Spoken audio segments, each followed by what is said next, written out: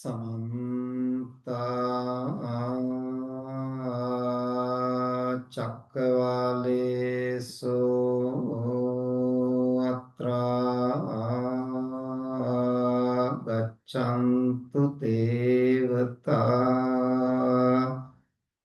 सद्धम्मं मुनि राजस् सुनन्तो सग्गमुक्तदं धम्म श्रवण कालो अयं भदन्ता ධම්ම ශ්‍රවණ කාලෝ අයං භදන්තා ධම්ම ශ්‍රවණ කාලෝ අයං භදන්තා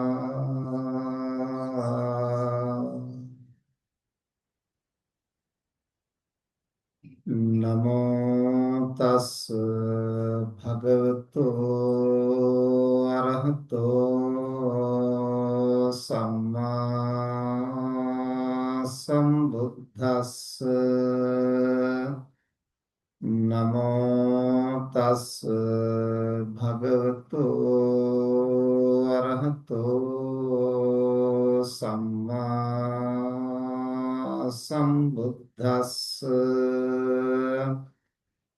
නමෝ තස් භගවතු අරහතෝ සම්මා සම්බුද්දස්ස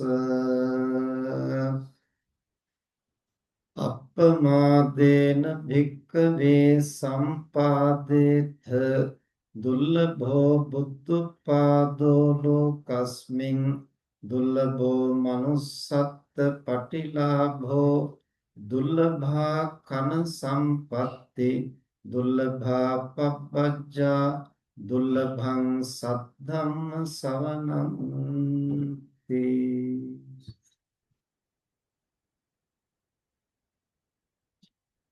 අතිගෞරවනීය ඒ කටුවන සුගත සෝම ස්වාමීන් වහන්සේගේ අවසරයි සද්ධාවන්ත පින්තුනි අද දවසේ ඕස්ට්‍රේලියාවේ කැන්බරා නුවර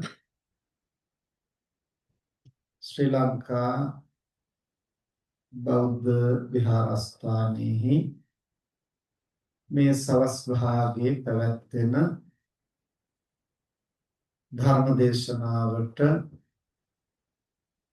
සැපැමිණි මේ පින්වත් හැම දිනාටම රත්නත්‍රය ආශිර්වාදේ ප්‍රාර්ථනා කරමින් අද දවසේ ධර්මානුශාසනාව ආරම්භ කරන්නට සූදානම් වෙන්නේ විශේෂයෙන් මේ අවස්ථාවේ අපි කෘතවේදීව සිහිපත් කරනවා අද පින්වතුන්ට මේ ධර්ම දේශනාව සිදු කරන්නට අපට අවකාශ ලැබුණේ මේවර ඕස්ට්‍රේලියානු ධර්මචාරකාව සඳහා අපට ආරාධනා කරලා ඒ සියලු කටයුතු සංවිධානය කළ බ්‍රිස්බේන් නුවර පුණ්‍යජිත් කුලරත්න මහත්මයා නෝනා මහත්මිය ඒ දෙදෙනාගේ කැපවීම නිසා ඒ වගේම ගුණා විහාරස්ථානයේ ගෞරවනීය නායක හඳුරු දායක සභාව ඇතුළු ඒ පින්වත්න්ගේ පූර්ණ ඒ ස්වාමීන් වහන්සේ ඇතුළු ඒ පින්වත්න්ගේ පූර්ණ අනුග්‍රහයත්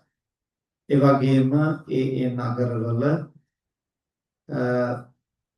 අපේ ධර්ම දේශනාවන් ශ්‍රවණය කරන්න සම්බන්ධ වෙන තවත් බොහෝ දෙනාගේ දායකත්වයේ සහභාගීත්වය ඇතිව මෙවර මේ ධර්මචාරිකාව සංවිධානය කරන්නට යෙදුණා.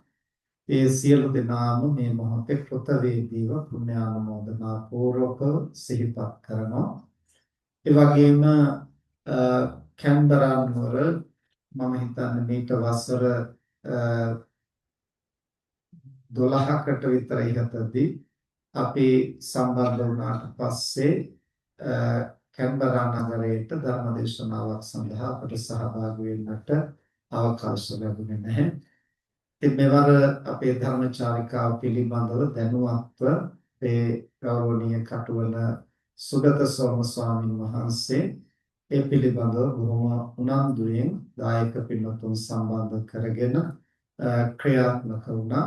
ඉතින් ඒ සඳහා අපිව වැඩමවාගෙන එන්නට අවශ්‍ය පහසුකම් අපේ ජනක වැලිකල මහත්මයා ඉදිරිපත් වෙලා සිද්ධ කළා. ඉතින් ඒ සියලු දෙනාගේ සහභාගීත්වයෙන් විශේෂයෙන් මේ විහාරස්ත දායක සභාවේ නිලධාරී මහත්මයන් ඇතුළු ඒ දායක පින්වත්තුන්ගේ සංවිධායකත්වයෙන් අද දවසේ හෙට දවසේ ධර්මදේශනා සවස් භාගයේ පැවැත්වෙනවා. අනිද්දා දිනයේ උදෑසන පටන් සවස් කාලයේ දක්වා දවස මුළුල්ලේම සීල භාවනා වැඩසටහනක් පැවැත්වෙනවා.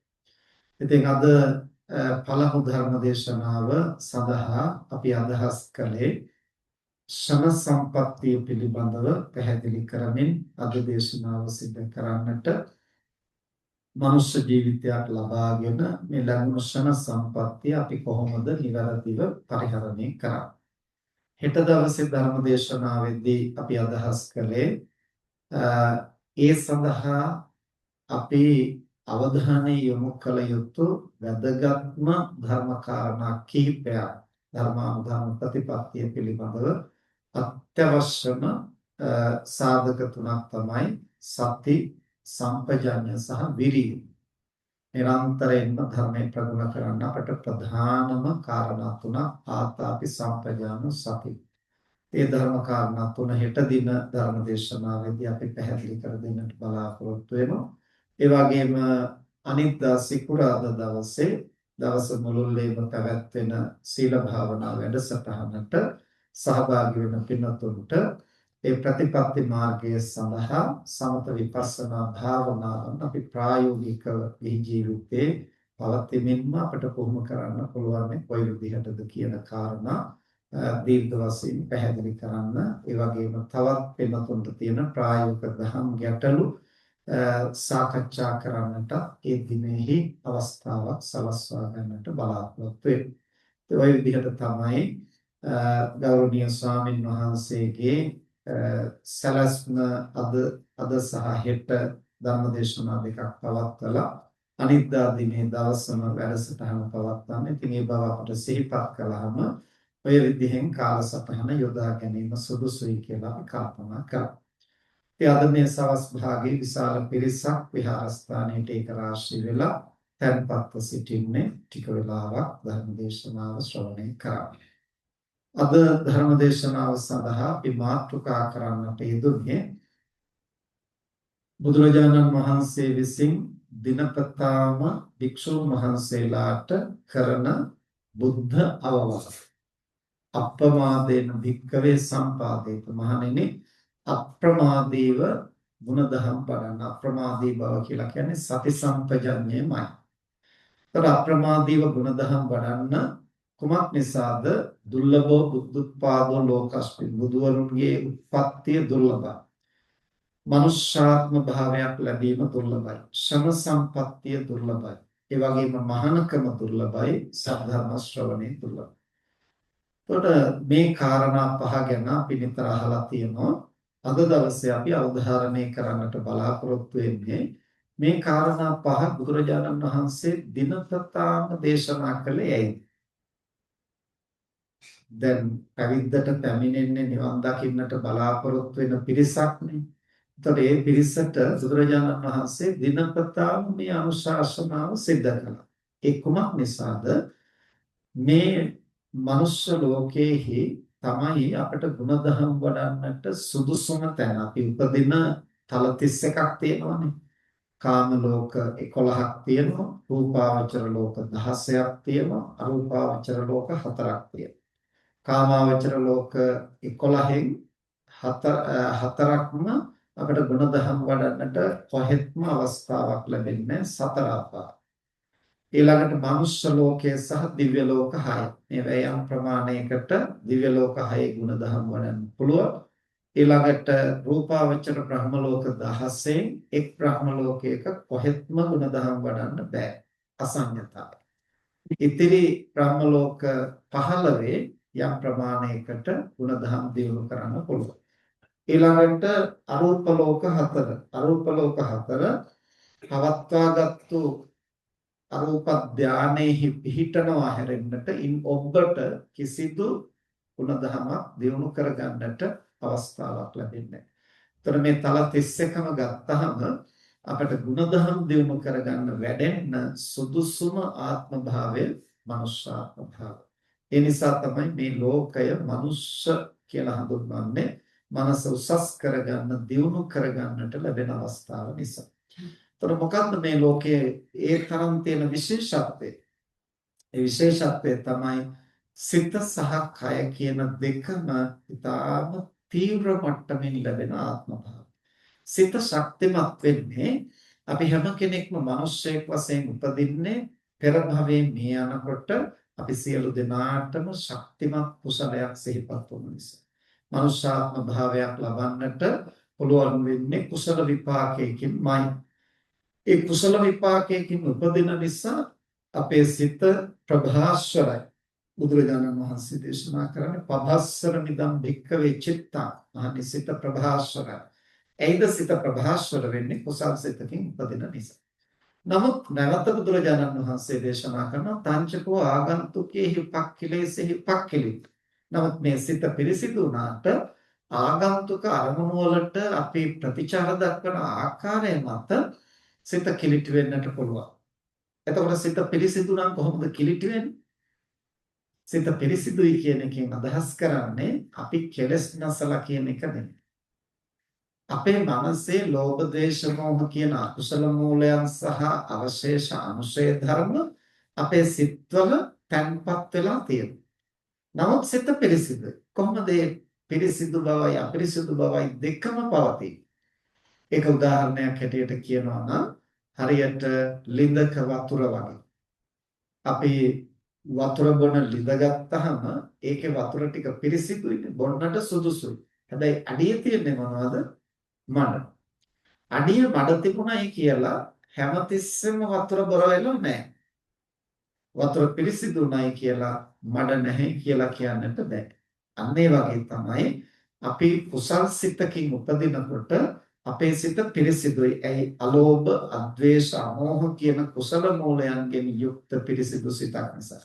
නමුත් ඒ අලෝභ, අද්වේෂ, අමෝහ කියන කුසල මූලයන් මතුණා කියන එකේ තේරුම අපි සියලු දෙනාම කෙලස් නැසලා කියන එක නෙමෙයි. අර ලෝභ, ද්වේෂ, මෝහ කියන අකුසල මූලයන් යට තැන්පත් වෙලා තියෙනවා. ඒතර තැන්පත් වෙලා තියෙන තාක්කල් සිත කිලිටි වෙන්නේ නැහැ. එහෙනම් සිත කිලිටි වෙන්නේ කොහොමද? ඒ තැන්පත් වෙලා තියෙන දුර්වලකම් අවදි වෙනකොට. ඒවා මතු වෙනකොට, ඒවා විශ්සෙනකොට අර ලිඳේ පතුලේ තියෙන මඩ ඇවුස්සුනා වගේ ඒ ඇවුස්සුනන් පස්සේ තමයි වතුර බොර වෙන්නේ. එතකන් ඒ වතුර පිරිසිදුයි. අන්න ඒ වගේ අපේ සිත අර යටපත් වෙලා තියෙන ක්ලේශ මූලයන් අවදි වුණොත්, කැළතුනොත්, ඇවුස්සුනොත් අපේ සිත සම්පූර්ණයෙන්ම කිලිටි වෙනවා. එහෙම කිලිටි වුණොත් මේක ප්‍රයෝජනයක් ගන්නට බැරි මට්ටම. ඒක හරියට දැන් අර වතුර බොර වුණාම අපිට ඒ බොර වතුර පාවිච්චි කරන්නට බෑ. ඒ වගේ. එතකොට ඒ නිසා ක්ලේශයන්ගේ අවස්ථා තුනක් තියෙනවා. අනුශය, පරිඋත්ථාන, ව්‍යතික්‍රමන. අනුශය කියන්නේ තැන්පත් වෙලා තියෙන අවස්ථාව, පරිඋත්ථාන කියන්නේ ඇවිස්සීලා අවදි වෙන අවස්ථාව, ව්‍යතික්‍රමන කියලා කියන්නේ ඒන් කය වචනය සිත ආක්‍රමණය කරන අවස්ථාව. එතකොට මේ ක්ලේශයන්ගෙන් සිත කය වචනේ ආක්‍රමණය කළාම ක්ලේශයට අවශ්‍ය විදිහට තමයි පාලනය කරන්නේ. උදාහරණයක් හැටියට ගත්තොත් අපි හිතමු දැන් ත්‍රස්තවාදියෙක් විසින් ගුවන් යානයක් වගේ එකක් පැහැරගත්තොත්, ඒතර පැහැරගත්තට පස්සේ ත්‍රස්තවාදියාට ගුවන් යානය පදවාගෙන යන්නට හැකියාව නැතිනම් ඒ සඳහා අර ගුවන් යානය පදවාගෙන ගිය නියමුවාම තමයි ඒකට පාවිච්චි කරන්නේ. ඒතර කලින් පදවාගෙන ගියත් ඔහුමයි ත්‍රස්තවාදියාගේ ග්‍රහණයට ලක් වුණාට පස්සේ පදවාගෙන යන්නේත් ඔහොමයි. හැබැයි ඊට පස්සේ Tamanට ඕන විදිහට ඒක ගෙනියන්න බෑ. අර ත්‍රස්තවාදියා කියන විදිහට තමයි හසුරුවන්නේ. ତොර ගිහිල්ලා කොතනක හරි හප්පන්න කිව්වොත් හප්පන්න වෙනවා. තමන්ගේ ජීවිතයත් විනාශ වෙන බව දන්නවා. දැනගත්තත් ඉතින් හප්පන්න වෙනවා.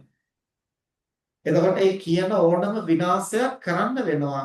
අනතුර දැන පෙනි පෙනි ඒක කරන්න වෙනවා. ඇයි අනුන්ගේ ග්‍රහණයට ලක් වෙලා තියෙන නිසා.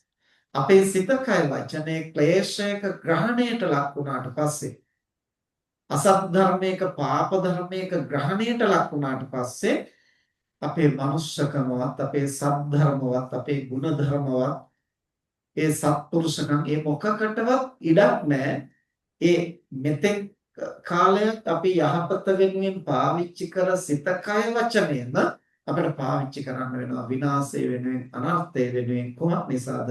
අර ක්ලේශයේ ආක්‍රමණයට ලක් වෙනවා.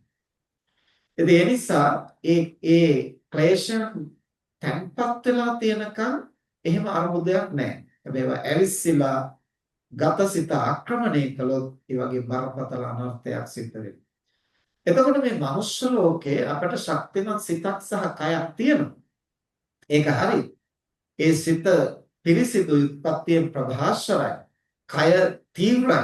නමුත් අර ඇතුළත තියෙන ක්ලේශයන් ඇවුස්සුණු ආගන්තුක ධර්මයන්ට ප්‍රතිචාර දක්වන ආකාරය මත එතනින් එහාට මේ සිත කය සම්පූර්ණයෙන්ම Tamanටත් ලෝකෙටත් අනර්ථය පිණිසයි පරිහරණය වෙන්නේ. ඒතකොට එහෙම නොවෙන්නට නම් අපි ලෝකයෙන් පැමිණෙන අරමුණු වලට සිහිනුවණින් ප්‍රතිචාර දක්වන්නට පුහුණු වෙන්නට ඕන. නමුත් සිහිනුවණින් ප්‍රතිචාර දක්වන වෙනුවට බහුලව අපි අතින් සිද්ධ වෙන්නේ මේ ඉන්ද්‍රයන් වෙත පැමිණෙන අරමුණු වලට හැඟීම් බව ප්‍රතිචාර දැක්වීම. හැඟීම් බව ප්‍රතිචාර දක්වනකොටම ලෝභ, ද්වේෂ, මෝහ ඊට පස්සේ අරමුණු වල අපි කොටස් කරුවන් බවට පත් වෙනවා. අරමුණු වල ගිලෙනවා. එතකොට අපි සිහි කල්පනා වෙන්නේ මේ ක්‍රියාත්මක. එතකොට මේ ලැබිච්ච තීව්‍ර කය සහ සිත දෙකම අපි පාවිච්චි කරන්නේ Tamanගෙත් අනුන්ගෙත් යහපත පිණිස නොවේ. ඉතින් මනුෂ්‍ය ලෝකය කියන්නේ මනස දියුණු කරන්න පුහුණු කරන්න පුළුවන් සුවිශේෂම අවස්ථාවක්. නමුත් මේ විශේෂ අවස්ථාවේ තියෙන දුර්වල තැන තමයි මේ ඉන්ද්‍රයන්ට වහල් වෙන ගතිය. ඒ ඉන්ද්‍රයන්ට වහල් වෙන්නේ ඉන්ද්‍රිය කියන්නේ ඒ නිසා තමයි.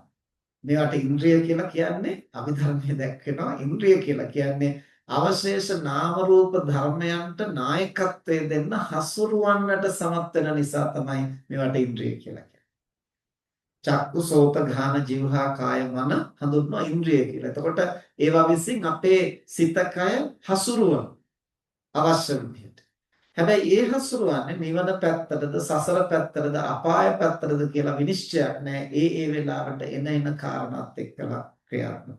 ඒ නිසා අභිධර්මයේදී පැහැදිලි කරන ඉන්ද්‍රිය ධර්ම 22ක් පිළිබඳව ඒ 22කින් අපට නිවන පැත්තට විශේෂයෙන් උපකාර වෙන ඉන්ද්‍රිය පහක් තියෙනවා. මොනවද? සද්ධා, විරිය, සති, සමාධි, ප්‍රඥා. අන්න ඒ ඉන්ද්‍රිය ධර්ම බලවත් වුණොත් අපේ සිත කය හසුරුවන්නේ කුසලයේ පැත්තට, යහපත පැත්තට, නිවන පැත්තට.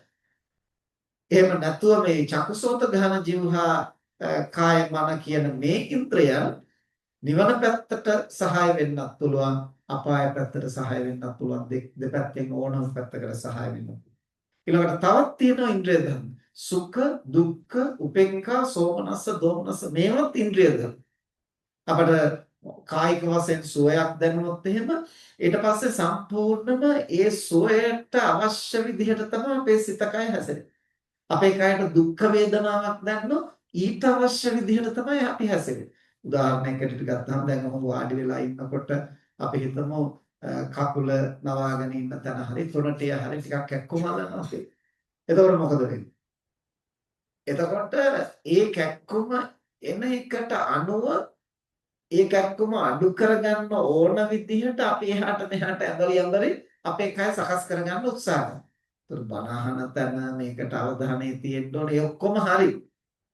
ඒ ඔක්කොම අපි දන්නවා. දන්නවා උනාට අර වේදනාවෙන් තමයි ඊට පස්සේ අපේ කය හසුරුවන්නේ. අවශ්‍ය විදිහට පාලනය කරන්න. ඇයි ඒක ඉන්ද්‍රිය ධර්මයක් හැටියට ක්‍රියාත්මක වෙන්නේ. මෙන්න මේ විදිහට බුදුරජාණන් වහන්සේ දේශනා කරනවා මේ මනුෂ්‍ය ලෝකේ තියෙන දුබලකම තමයි මනුෂ්‍ය ලෝකයේ තමයි මනස පුහුණු කරන්න සුදුසුම තැන මේ ආත්ම භාව 31 තලයෙම. නමුත් මෙතනට ආපහම තියෙන ගැටලුව තමයි මේ ඉන්ද්‍රයන්ට වසඟ වෙන ගතිය. ඇයි ඉන්ද්‍රයන්ට වසඟ වෙන්නේ? සිහි කල්පනාවෙන් සති සම්පජඤ්ඤයෙන් තොරව ක්‍රියාත්මක වෙන්නේ. අන්න ඒ නිසා තමයි බුදුරජාණන් වහන්සේ භික්ෂුන් වහන්සේලාට නිරන්තරයෙන්ම අනුශාසනා කරන්නේ අප්‍රමාදේන භික්ඛවේ සම්පාදේ. මාන්නේ අප්‍රමාදීව කටයුතු කරන්න. ඒ අප්‍රමාදීව ක්‍රියා කළොත් විතරයි මේ මනුෂ්‍යාත්ම භාවයෙන් ප්‍රයෝජනයක් ගන්නට පුළුවන්. එතකොට මනුෂ්‍යාත්ම භාවය කියන තැන අපට ක්ෂණ සම්පත්තිය ලැබිලා තියෙනවා. මොකද්ද ක්ෂණ සම්පත්තිය කියන්නේ? අද ධර්ම දේශනාවෙන් ප්‍රධාන වශයෙන් අපි අවධානය යොමු කරන්න බලාපොරොත්තු වෙන්නේ ඒ කාරණේ. ක්ෂණ සම්පත්තිය කියන්නේ මොකක්ද? අපිට ಗುಣධර්ම වඩන්නට අවශ්‍ය සියලුම සාධක ටික. දැන් අපි බුදුදහමේ පැහැදිලි කරනවානේ මෙතන සත්වයක්වත් පුද්ගලයෙක්වත් ආත්මයක්වත් මම කියලා කෙනෙක්වත් ඇත්තේ නැහැ කියන එක. ඒක අපිට තාම ප්‍රත්‍යක්ෂ වෙලා නැති වුණාට අපි ධර්මයට අනුව අහලා හිතලා කල්පනා කරලා අපිට වැටහෙනවනේ කියන කාරණේ. එතකොට සත්වේ පුද්ගලයෙක් ආත්මයක් මේ මොකක්වත් නැතිනම් මේ ධර්මයන් කොහොමද මොකක් මතද ක්‍රියාත්මක වෙන්නේ? හේතු ප්‍රත්‍යම. ඒ ලැබෙන හේතු ප්‍රත්‍යම. එහෙමනම් අපි ಗುಣධම් වඩමින් නිවන පැත්තට යොමු වෙන්නේ ලැබෙන හේතු ප්‍රත්‍යයන් මත.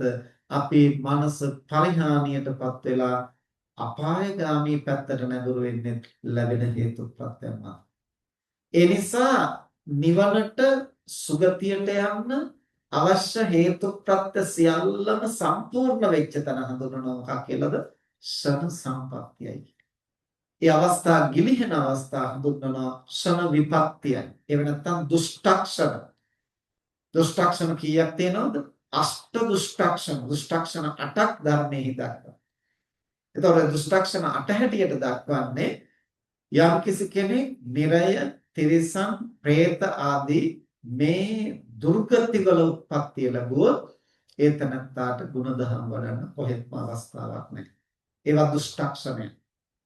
ඊළඟට අසඤ්ඤ තලයක ඉපදුනොත් අසඤ්ඤ තලය කියන්නේ රූපාවචර බ්‍රහ්ම ලෝකවලින් සිත නැති මමතයි. ඒ සිත නැති කුමක් නිසාද? ඒ අය මනුෂ්‍ය ලෝකයේදී ධානය වඩනවා. ධානය වැඩුවාම ඒ අයට හැඟෙන්නට ගන්නවා මේ සියලු දුක් පීඩා තියෙන්නේ සිත නිසා. සිත නැත්තම් මොකුත් පීඩාවක් නැහැ. දැන් අපි ශල්‍ය කර්මයකට භාජනය කරනකොට කපනවා, කොටනවා, මහනවා, විදිනවා මොකක් කළත් අපිට කිසි ප්‍රශ්නයක් නැහැ. හැබැයි සිහිය ආපු ගමන් අපිට වේදනාව දැනෙනවා. එහෙනම් මොකක් නිසාද මේ පීඩාව දැනෙන්නේ? සිත නිසා. එතකොට චතුර්ථ ධානයේ දක්වා ධාන උපදවා ගන්න ඇතැම් අය මේ තථාගත සත්‍ය ගැන වැටහීමක් නැති නිසා ඒගොල්ලෝ කල්පනා කරනවා දැන් මේ දුක අඩු කරගන්න මොකක්ද කරන්න පුළුවන්.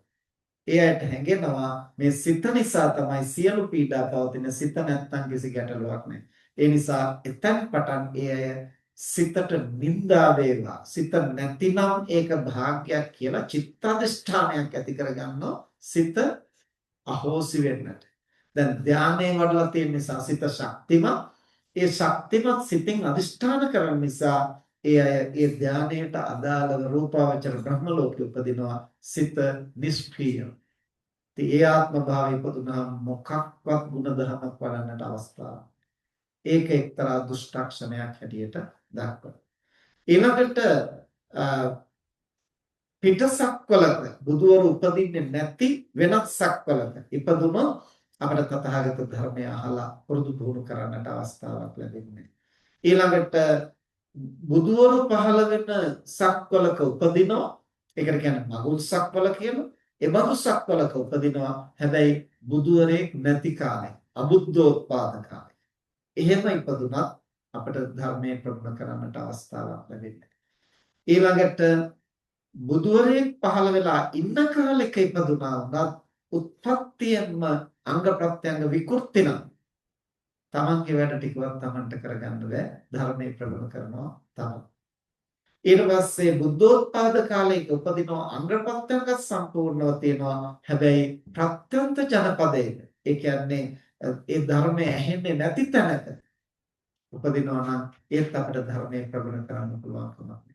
බුදුවරේ පහළ වෙලා ඉන්න කාලයක අංග ප්‍රත්‍යංග සම්පූර්ණව අපි උපදිනවා ඒ ආසන්නයේම.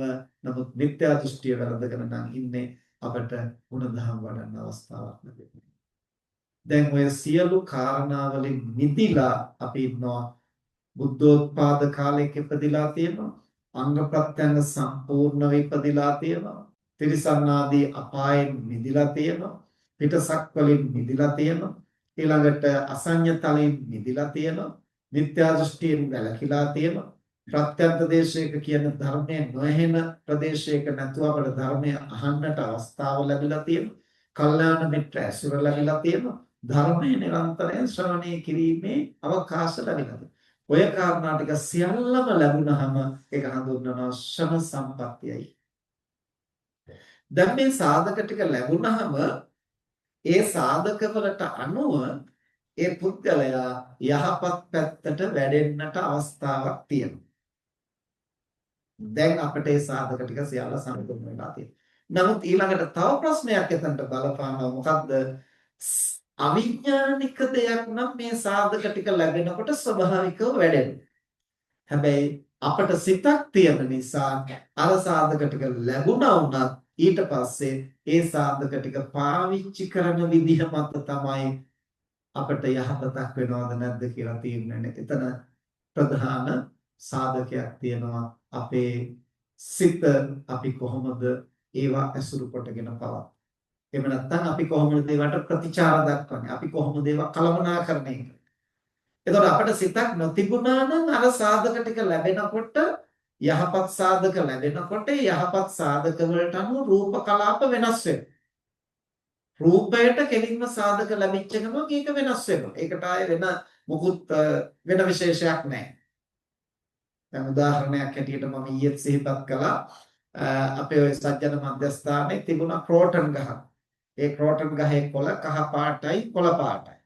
එතකොට ඒ ගහ යට කොස් සැටයක් වැටිලා පැලවුණා. එතකොට පැලවෙනකොට ඒ කොස් පැලේ කොළ පාටයි කහ පාටයි ක්‍රෝටන් කොළ වගේ. ඇයි ඒ? මොකුත් ආයේ විඥානයේ සම්බන්ධයක් නැහැ. රූප කලාපවල ස්වභාවය තමයි අසුරත් එක්ක වෙනස් වෙන්නේ. අසුරත් එක්ක වෙනස් වෙන්නේ. ඒ වගේ අපේ ජීවිතවලට ගතට සිතට දෙකටම අසුර බලපාන. විශේෂයෙන් අපි නොදන්නා අවධියේදී අපි කුඩා කාලේදී අපිට මේ අසුර අනුව තමයි අපේ ජීවිත වෙනස් වෙන්නේ. දැන් අපි බුදුදහම තෝරාගත්තේ මොකක් අනුවද? අපි හිතලා කල්පනා කරලා නෙමෙයි. අපි උපදිනකොට අම්මා තාත්තා පන්සල් ගිය නිසා, තෙරුවන් සරණ ගිය නිසා අපි ඒ අනුව තෙරුවන් සරණ ගියා. ඇයි ඒ? අපිට එච්චර ලොකු දෙයක් තේරෙන්නේ නැති නිසා අපි ඒ වැඩිහිටියන් කරන හැටියට කළා. හැබැයි ඒකෙන් අපිට යහපතක් සිද්ධ වුණා. ඒ නිසා අපි බෞද්ධ පවුලක උපන්නා. දැන් අද කාලේ සමහර වෙලාවට මේ උත්පත්තියෙන් බෞද්ධ, උප්පැන්න සහතිකයෙන් බෞද්ධ, උප්පැන්න සහතිකයෙන් නම් බෞද්ධ කියලා ගන්න නෑ. ඒතර උත්පත්තියෙන් බෞද්ධ කියන එක අද හරියට හැල්ලු කොට සලකනවා. එනතුනේ උත්පත්තියෙන් බෞද්ධ වීම කොච්චර වැදගත්ද කියලා තේරෙන්නේ ටිකක් ගැඹුරින් කල්පනා කරලා බලන්න. ඒ මොකද? දැන් සමහරව අපිත් එක්කලා කියනවා හාමුදුරනේ අපි ලංකාවේ හිටියට දහම් පාසල් ගියා, ඉස්කෝලේ ගියා, අපි ඉතින් බුද්ධ ආගම ඉගෙන ගත්තා, අපිට ඒ ලෙවල් වලට ක්‍රෙඩිට් එකක් තියෙනවා, දහම් පාසල් අවසානයේත් ලිව්වා, ධර්මාචාර්යත් ලිව්වා. ඒ වුණාට අපි දැනගෙන හිටපු බුද්ධ ආගමක් නැහැ. අපි නිකන් විභාග ලියන්න පාඩම් එච්චරයි. අපි ධර්මයේ දැනගන්න පටන් ගත්තේ මේ රටවල් වලට ඇවිල්ලා ප්‍රශ්න ගැටලු ඇති වෙනකොට තමයි අපි ධර්මයේ සොයන්න පටන් ගත්තේ. දැන් තමයි අපි ධර්මයේ දැනගන්න ඉගෙන ගන්න. එහෙම කියලා කියනවා. දැන් එතකොට ඒගොල්ලන්ටත් හිතෙන්නේ අර දහම් පාසල් ගිහිල්ලා ඉගෙන ගත්තා නිකන් තේරුමක් නැහැ, නිකන් කටපාඩම් කළා විතරයි. මොකුත් දන්නේ නැහැ. නමුත් ඒකේ තියෙන වටිනාකම තේරුම් ගන්න පොඩ්ඩක් ඊට එහාට ගිහින් හිතලා බලන්නට ඕන.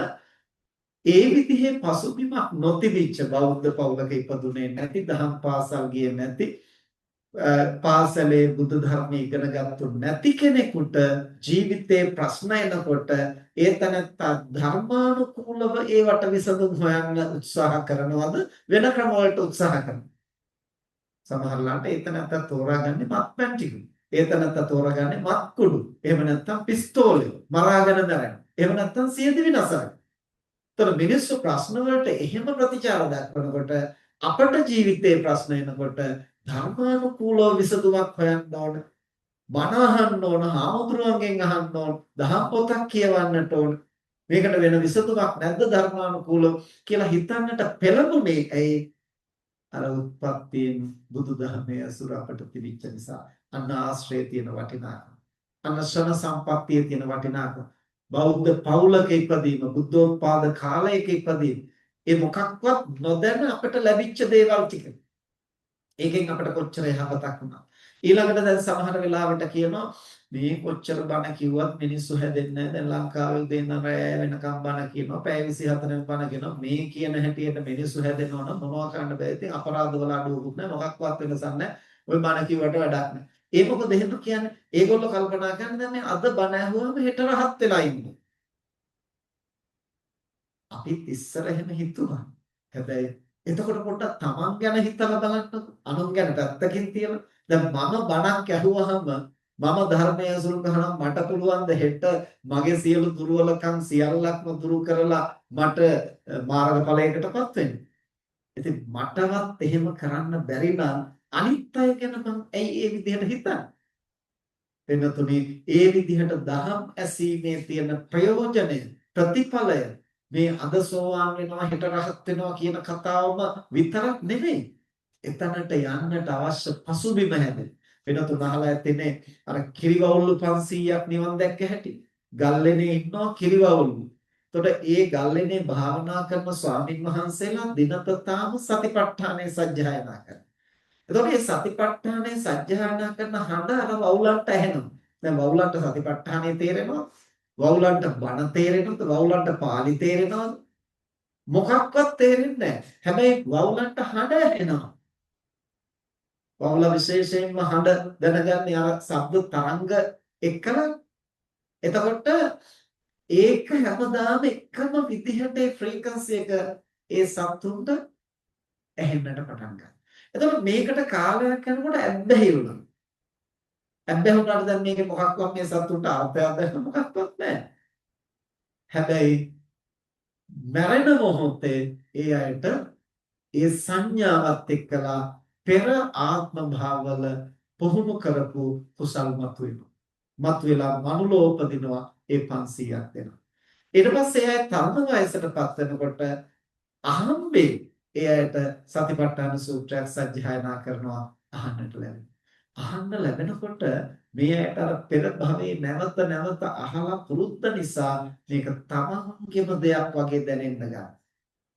මේක හොඳට ලේ මස් වලට කා වැදිච්ච මේ හොඳටම දන්න හොඳටම අහලා තියෙන දෙයක් වගේ දැනෙන්න ගන්නවා. ඊට පස්සේ ආය හොයනවා මේ මොකක්ද කියලා. ඊට පස්සේ දැනගන්නවා මේ තමයි බුදුදහමේ ප්‍රතිපදාව පිළිබඳ වැදගත්ම සූත්‍ර දේශනා.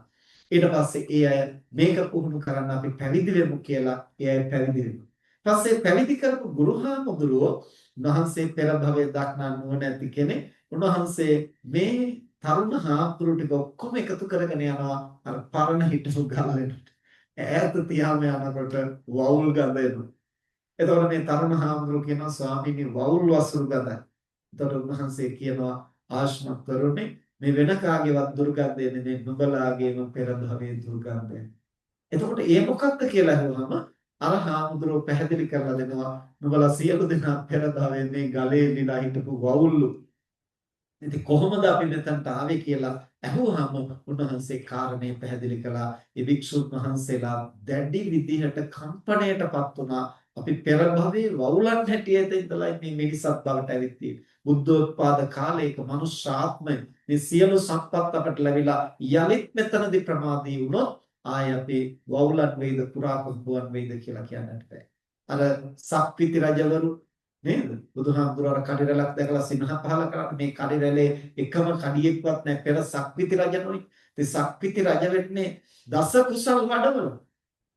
ලෝකෙම පාලනය කරන අන් අයගේ වැඳුම් ලබන්නට පවා සුදුසුයි කියලා බුදුහාමුදුරුවෝ දේශනා කරන සක්විති රජු ස්තූප හදලා වඳින්නට සුදුසුයි.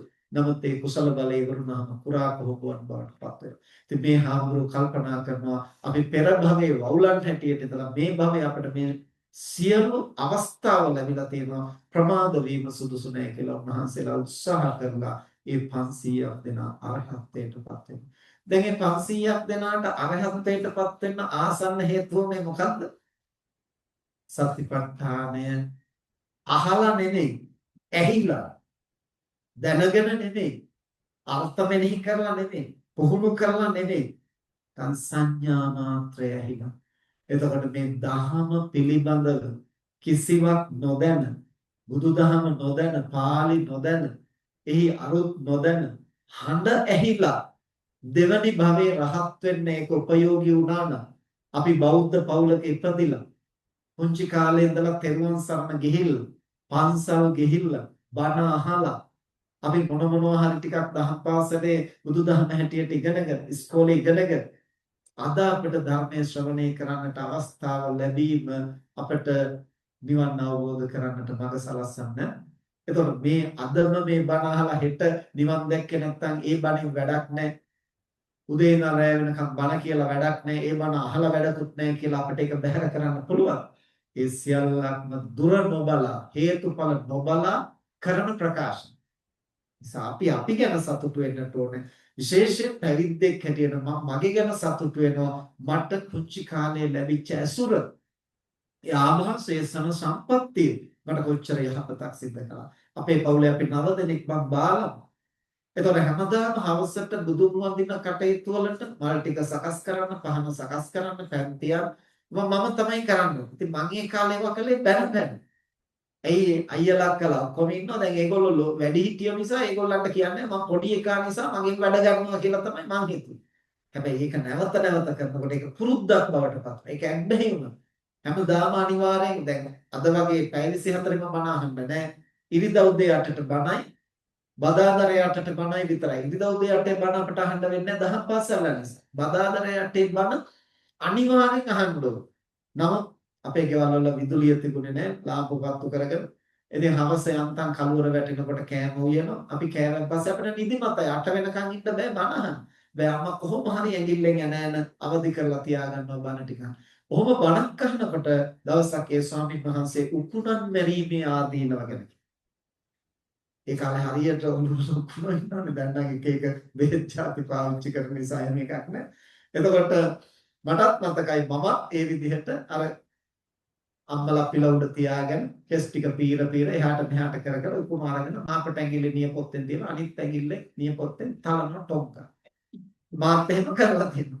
ඒතකොට දැන් අරහාමුදුරෝ කිව්වා දැන් මෙහෙම තැළුවා මේක බොහෝම ජයග්‍රහණයක් වගේ තමයි අපිට හැංගෙන්නේ. එකෙක් අල්ලගෙන කොහොම හරි තලලා මැරුවෙත් පස්සේ. උන්වහන්සේ කිව්වා මේ කර්මය මැරෙන මොහොතේ සිහිපත් වුණොත් එහෙම නිරය උපදින්නට ඒකම් ප්‍රමාණයි. හැබැයි නිරය උපන්නෝ දෙපසින් ගිනිගෙන දැවෙන පර්වත දෙකක් ඇවිදින් ඒ මැද්දට හිර වෙලා සුණු විසුණු වෙනවර උකුණක් තැළුවා වගේ. ආයෙ කර්ම වේගෙන් මතුවෙනවා. ආයෙත් අර පර්වත දෙකටම වෙනවා. දැන් අද කාලේ අපි කියන ඔය අපායෝ ඉතින් අද මේ විද්‍යාත්මක යුගයෝ අදාළ නැහැ. ඕව වැඩක් නැහැ. අපාය දිව්‍ය ලෝක නෙමෙයි අපිට ගැඹුරු බණ ඕන. ඒතර ගැඹුරු බණ අවශ්‍යයි.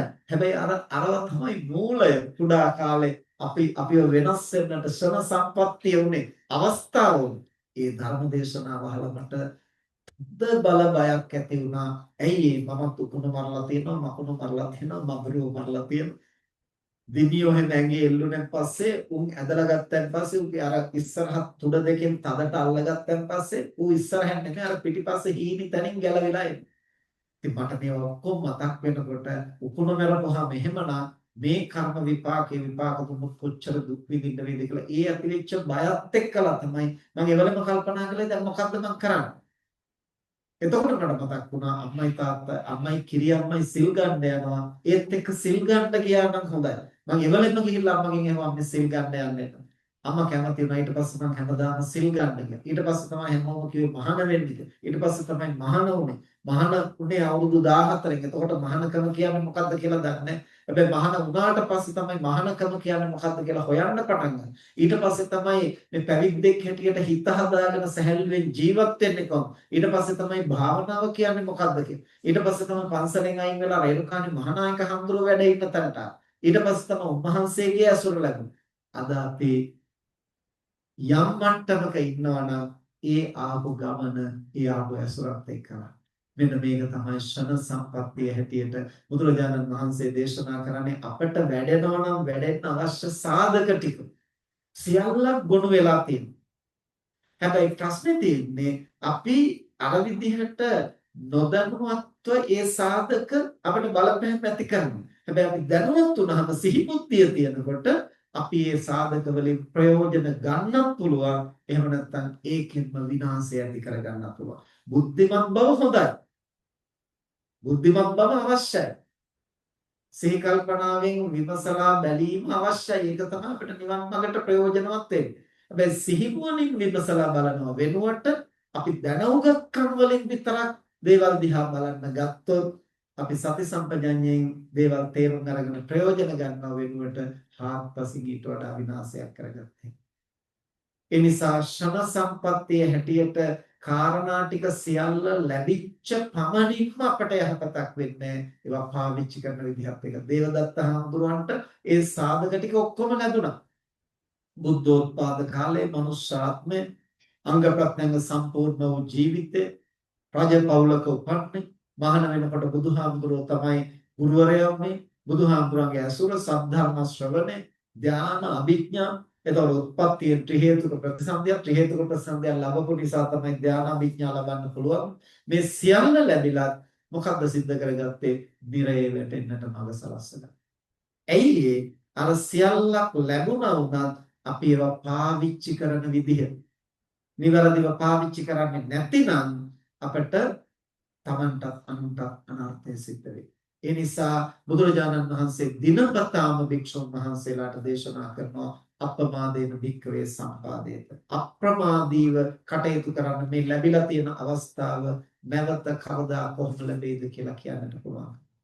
එතකොට අපිට කුසලය විපාක දී වශයෙන් තමයි මේ සාධක ටික ඔක්කොම අපිට ගෙනත් දෙන්නේ. ඒ නිසා අපිට සතුටු වෙන්නට පුළුවන් මේ ලෝකේ ඉන්න අන්‍ය මිනිසුන් බොහෝ දෙනෙකුට වඩා. ඒ කියන්නේ මනුෂ්‍ය ලෝකේ ඉන්න සියලු දෙනාටම ඒ කරුණු වලින් ගොඩක් සම්පාදනය වෙලා තියෙනවා. හැබැයි බොහෝ දෙනෙකුට එක් කාරණයක් නැහැ. ඒ මොකක්ද? සම්මා දිට්ඨිය. තෙරුවන් සරණ නැතිනම් ඒ පුද්ගලයාට කොයිතරම් කුසල් වැඩුවා කොයිතරම් ධාන වැඩුවා බ්‍රහ්ම ලෝකේ යන්නට පුළුවන්. රූපාවචර බ්‍රහ්ම ලෝකේ අරූපාවචර බ්‍රහ්ම ලෝකේ උපදින්නට පුළුවන්. හැබැයි නිවන් දකින්නට අවකාශයක් නැහැ. බෞද්ධයටත් අබෞද්ධයටත් සතිය වඩන්නට පුළුවන්. දැන් අද කාලේ මයින්ඩ්ෆුල්නස් කියලා ඔය පුහුණු කරන්නේ. එතකොට සති චෛතසිකය කුසල චෛතසිකයක් බෞද්ධයටත් අබෞද්ධයටත් දෙදෙනාටම වඩන්න පුළුවන්. කුසල් සිතක එක වැඩෙනවා. හැබැයි අබෞද්ධයා වඩන සිහියෙන් කිසිදාක නිවන් දකින්න බෑ. ඒ කොහොමද කියන්නේ? එහෙම කියන්නේ සතිය බොජ්ජංග ධර්මයක් හැටියට නිවනට උදව් වෙන්නේ නිවන ඉලක්ක කොටගෙන වැඩුවොත් විතරයි. නිවන ඉලක්ක කොට වඩන්න නම් නිවන ගැන අදහසක් තියෙන්නට ඕන. කෙලස් නැසීම පංචස්කන්ධයෙන් නිදීම කියන එක ගැන අදහසක් තියෙන්න. ඒ අදහස නැතුව මේක ආත්ම දෘෂ්ටියෙන් අරගෙන සත්වයේ පුද්ගලයෙක් ආත්මයක් කියන පදනම තුල ඉඳගෙන කොයිතරම් සිහිය වැඩුවා වුණා ඒ ධානාභිඥා ලබන්නට උදව් වෙනවා. අවම වශයෙන් සෝවාන් ඵලයටවත් එන්නට බෑ. ඒ නිසා නිර්වාණගාමිනී මාර්ගයට ප්‍රවිෂ්ඨ වෙන්නට මේ සියලු ගුණාංග අපට උපයෝගී වෙන්නේ තෙරුවන් සරණ යාම කියන මූලික ගුණය. ඒ නිසා මේ බුද්ධෝත්පාද කාලේ මනුෂ්‍යාත්මයක් ලබලා ඒ සියලු අවස්ථා අනිත් මිනිසුන්ටත් ලැබිලා තියෙනවා. හැබැයි අපි මව්පියන්ට පින් සිද්ධ වෙන්නට අපිට තෙරුවන් සරණ යන්නට පුළුවන් වුණා. ඒ නිසා අපි මේ වෙනත් රටකට ආවා වුණත් අපිට ඒ ධර්මයේ ආభాෂය අපි ධර්මයේ හොයනවා, අපි පන්සල් හදනවා, අපි හාමුදුරුවෝ වැඩමව ගන්නවා. එයි මේ අර මුලින් ලැබුණු ශක්තිය. හැබැයි ඔය සියල්ලම කළා වුණත් ධර්මාශෝක රජුරෝ 84000ක් විහෙර විහාර හැදුවා. ලෝකෙන් අඩක් විතර රටවල ධර්මයේ ප්‍රචාරය කළා. ඊට පස්සේ ගස් ගල් හැම තැනකම ධර්මයේ කොටලා දහම ලෝකෙට බෙදුවා. මැරිලා ගිහිල්ලා හිඹුරෙක් වුණා. එයි කොයිතරම් අපි පින්කම් කළත් කොයිතරම් අනුන්ට ධර්ම කියා දුන්නත් දැන් මේ අපි කියන බණ වලින් අනිත් බොහෝ දෙනා සැකසෙන්න පුළුවන් මේ විදේශ රටවල යනකොට අපිට හම් වෙන අය ඉතින් අපිට පින් දෙනවා ඔබ වහන්සේගේ ධර්ම දේශනාවලා අපි මෙච්චර සැකසුණා. ඉතින් එතකොට අපිට සතුටක් තියෙනවා.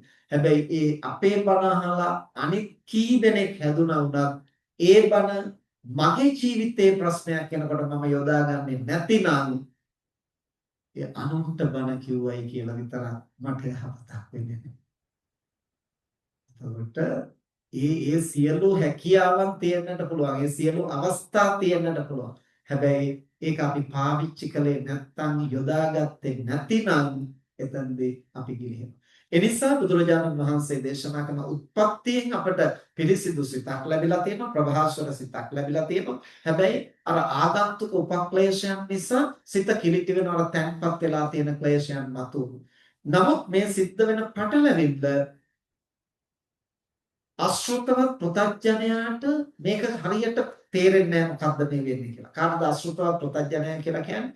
ධර්මය අහලා නැති, ඇහුවා වුණත් ඒ ධර්මය ධාරණය කරගෙන නැති, ධාරණය කරගත්තා වුණත් ඒවා පුහුණු කරන්නේ නැති කෙනාට Tamanගේ මනස ගැන ලොකු වැටහීමක් නැහැ. ලොකු අවබෝධයක් නැහැ. එතකොට ඒ තනත්තාට වැටහෙනවා Tamanගේ මනස කිලිටු වෙනවා කියලා. හැබැයි මොකක් නිසාද කියලා බලනකොට අනිත් අයගේ වැරදි නිසායි එහෙම වෙන්නේ කියලා තමයි තේරෙන්නේ. තරහගෙන ඉන්න 100ක් දෙනෙකුගෙන් අපි අහුවොත් මොකද තරහගෙන ඉන්නේ කියලා උත්තරේ වෙන්නේ මොකක්ද? අනිත් කෙනාගේ වැරද්ද නිසා තමයි මට තරහ. ඒ මොකක් නිසාද? නිවැරදිව දහම දන්නේ නැහැ. දැනගත්තා වුණත් ඒ දහම ගැන ගැඹුරින් හිතලා නැහැ. හිතුවා වුණත් තමන්ගේ සිත ගැන සති සම්පජාඤ්ඤයෙන් පුහුණු කරන්නට පටන්ගෙන නැහැ. එතකොට ශ්‍රම සම්පත්තියට අදාළ සියල්ල ලැබිලා තියෙනවා. හැබැයි මේ ලැබෙන අවස්ථාවෙන් ප්‍රයෝජන ගන්නට තේරෙන්නේ ලෝකේ සමග ගැටි ලෝකේ සමග අරගල කරන්නට යනවා විනා සිත පුහුණු කරන්නේ. තස්මා අසුතවතෝ පුතුජනස චිත්ත භාවනා නත්තිති වදා. එනිසා අසුතවත් පුතඥයාට චිත්ත භාවනාවක් නැතයි බුදුරජාණන් වහන්සේ දේශනා. ඒ චිත්ත භාවනාවක් නැත්තේ තමන්ගේ දුර්වලකම දකින්නේ නැහැ. ඒතනත්ත දකින්නේ අනිත් කෙනාගේ දුර්වලකම නිසා තමයි මගේ හිත නරකුනේ. ලෝකෙත් එක්ක ගැටෙනවා, අනුන් හදන්න යනවා, තමන් සැකසෙයි. දැන් මෙහෙම කියනකොට එක අම්මා කෙනෙක් මගෙන් ඇහුවා, "ඒ ඔබ වහන්සේ කියන විදිහට දැන් දරුවෝ එහෙම වැරද්දක් කරනකොට අපි සද්ද නැතුව ඉන්න ඕනද?" නෑ, එහෙම හිතලා හරියන්නේ නෑ. දරුවා වරදක් කරනවා නම් ඒ වරදින් දරුවා මුදව ගන්නට. හැබැයි දරුවා මුදව ගන්න එක දරුවට යහපතක්. ඒක ගැන කුපිත වෙලා හිත නරක කරගන්න එක තමන්ටම අනර්ථයක්. තමන්ට අවැඩ. එතකොට දරුවට යහපතක් වෙලා තියෙනවා, තමන්ට අනර්ථයක් වෙලා තියෙනවා. එතකොට එක පැත්තකට හරි අනර්ථයක් වෙනවා නම් ඒක නිවැරදි ධර්මානුධර්ම ප්‍රතිපත්තිය නෙමෙයි. බුදුරජාණන් වහන්සේ අම්බලට්ටික රාහුලෝවාද සූත්‍රයේ පැහැදිලිව දේශනා කරනවා අපි කරන ක්‍රියාව ධර්මානුකූලද නැද්ද කියලා විමසා බලන්නට, දෙපැත්තක් බලන්නට. මොකක්ද? තමන්ගේ මනසට මොකද වෙන්නේ? ඒන් ලෝකෙට ඇති වෙන ප්‍රතිඵලය මොකක්ද? ඒ දරුවාට උපදෙස් දෙනකොට අවවාද දෙනකොට මං ඉන්නේ හොඳ මානසික තත්ත්වෙද, මං ඉන්නේ සිහිනුවණින්, මම සිහිනුවණින් නොවේ නම් මම ආවේගශීලීව නම් ඒ කරන ක්‍රියාව තමන්ට අනර්ථයි.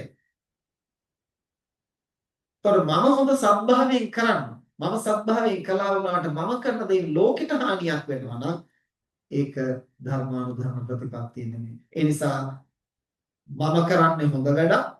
ඒ නිසා මගේ චේතනාව පිරිසිදුයි. මම පිරිසිදු අදහසකුයි ඒක කිව්වේ. ඉතින් ඒගොල්ලෝ කාකොටා ගත්තට මට කරන්න දෙයක් නැහැ. එහෙම කියන්න බෑ. මම කියන වචනෙන් අනිත් කෙනා කාකොටා වැටෙනවා නම් වුණෝන් විරසක වෙනවා නම් ඒකට වග කියන්න ඕන මමයි. ඇයි මම ඒක සචේතනිකවයි ප්‍රකාශ කළේ. කොටවන අදහසක් නැති වුණාට මමයි මේ ප්‍රකාශනේ කළේ. ඒ නිසා බුදුරජාණන් වහන්සේ දේශනා කරන සත්‍ය උනත් ප්‍රකාශ කරන්න එපා, ලෝකෙට හානියක් වෙනවා. ඒ නිසා අපි යමක් කියනකොට කරනකොට දෙපැත්තක් බලන්නට ඕනේ. මේකෙන් Tamanට අනර්ථයක් සිද්ධ වෙනවද, අනුන්ට අනර්ථයක් සිද්ධ වෙනවද? අන්නේ දෙපසම පරීක්ෂා කළොත් තමයි ඒක නිවැරදි ධර්මානුධර්ම ප්‍රතිපත්තියට. ඒතකොට දරුවා වරදක් කරනවා නම් අනිත් කෙනාගේ වරදක් දකිනවා නම් ඒ වරද හදන්නට ඕනේ. ඒක අවශ්‍යයි. නමුත් ඒ වරද හදන්නට ගිහිල්ලා මම ඇතුළතින් විනාශ වෙලා ලෝකෙ හැදිලා තියෙනවා Tamanට අනර්ථයක් නාතු.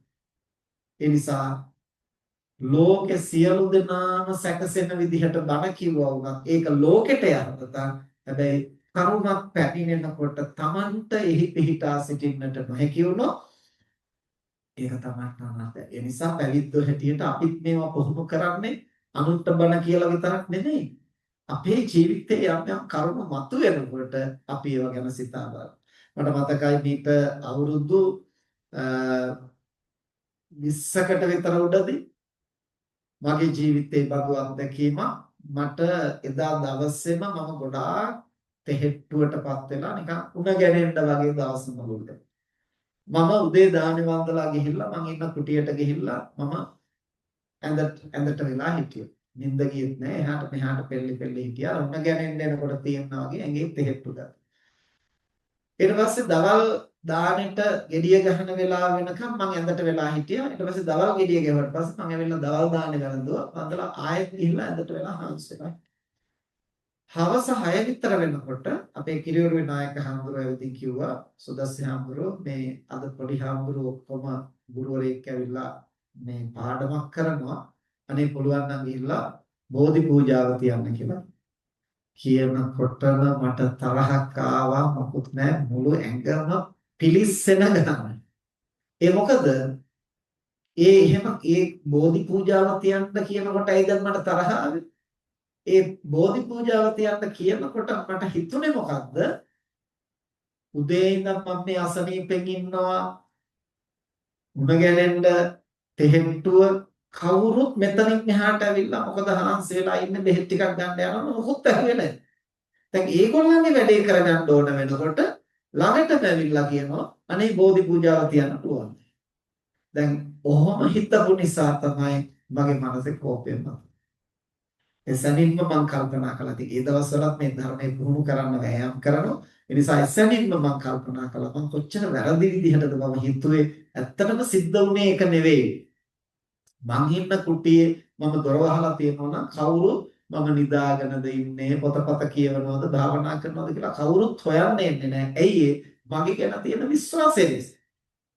ඒ නිසායි කවුරුත් දොර වහලා තියෙනකොට ඇවිදින් තට්ටු කරලා නිදාගෙනද ඉන්නේ මොකද කියලා ඇහුවේ නැහැ.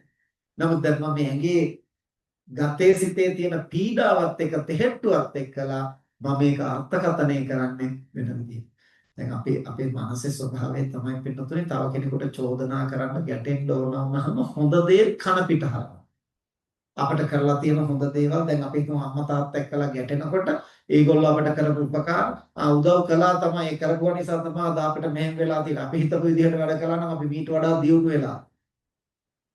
දැන් සමහර දරුවෝ එහෙම කියනවා. ඒ කියන්නේ අර Tamanට කරපු උපකාරම Tamanට වෙච්ච අනර්ථයක් හැටියට තමයි දැන්.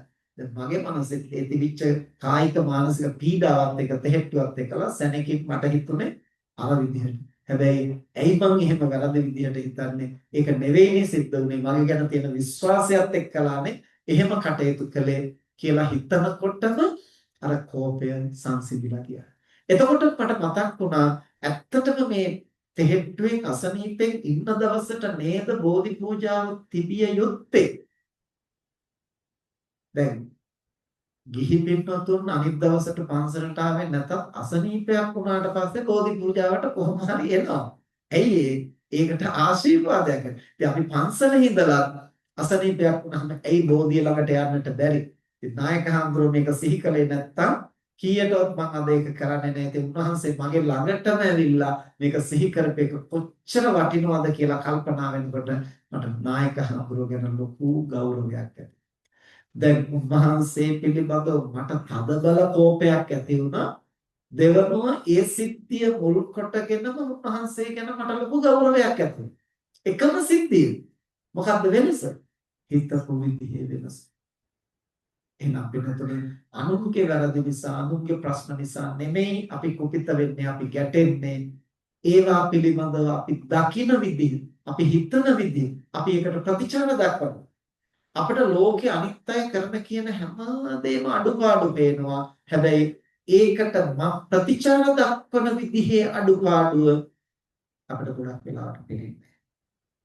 අපේ ඉන්ද්‍රියන් සැකසීලා තියෙන්නේ එහෙම තමයි. අපේ ඇස් දෙක සැකසීලා තියෙන්නේ අනිත් අය පේනවා අපට. අනිත් අයගේ මූණ ඔක්කොම පේනවා. අපේ මූණ මැද්ද තියෙන ඇස් දෙකට අනිත් අයගේ මූණ පේනවා. තමන්ගේ මූණ පේන්නේ නැහැ. කන් දෙකට පිට ශබ්ද ඇහෙනවා ඇතුලේ ශබ්ද ඇහෙන්නේ.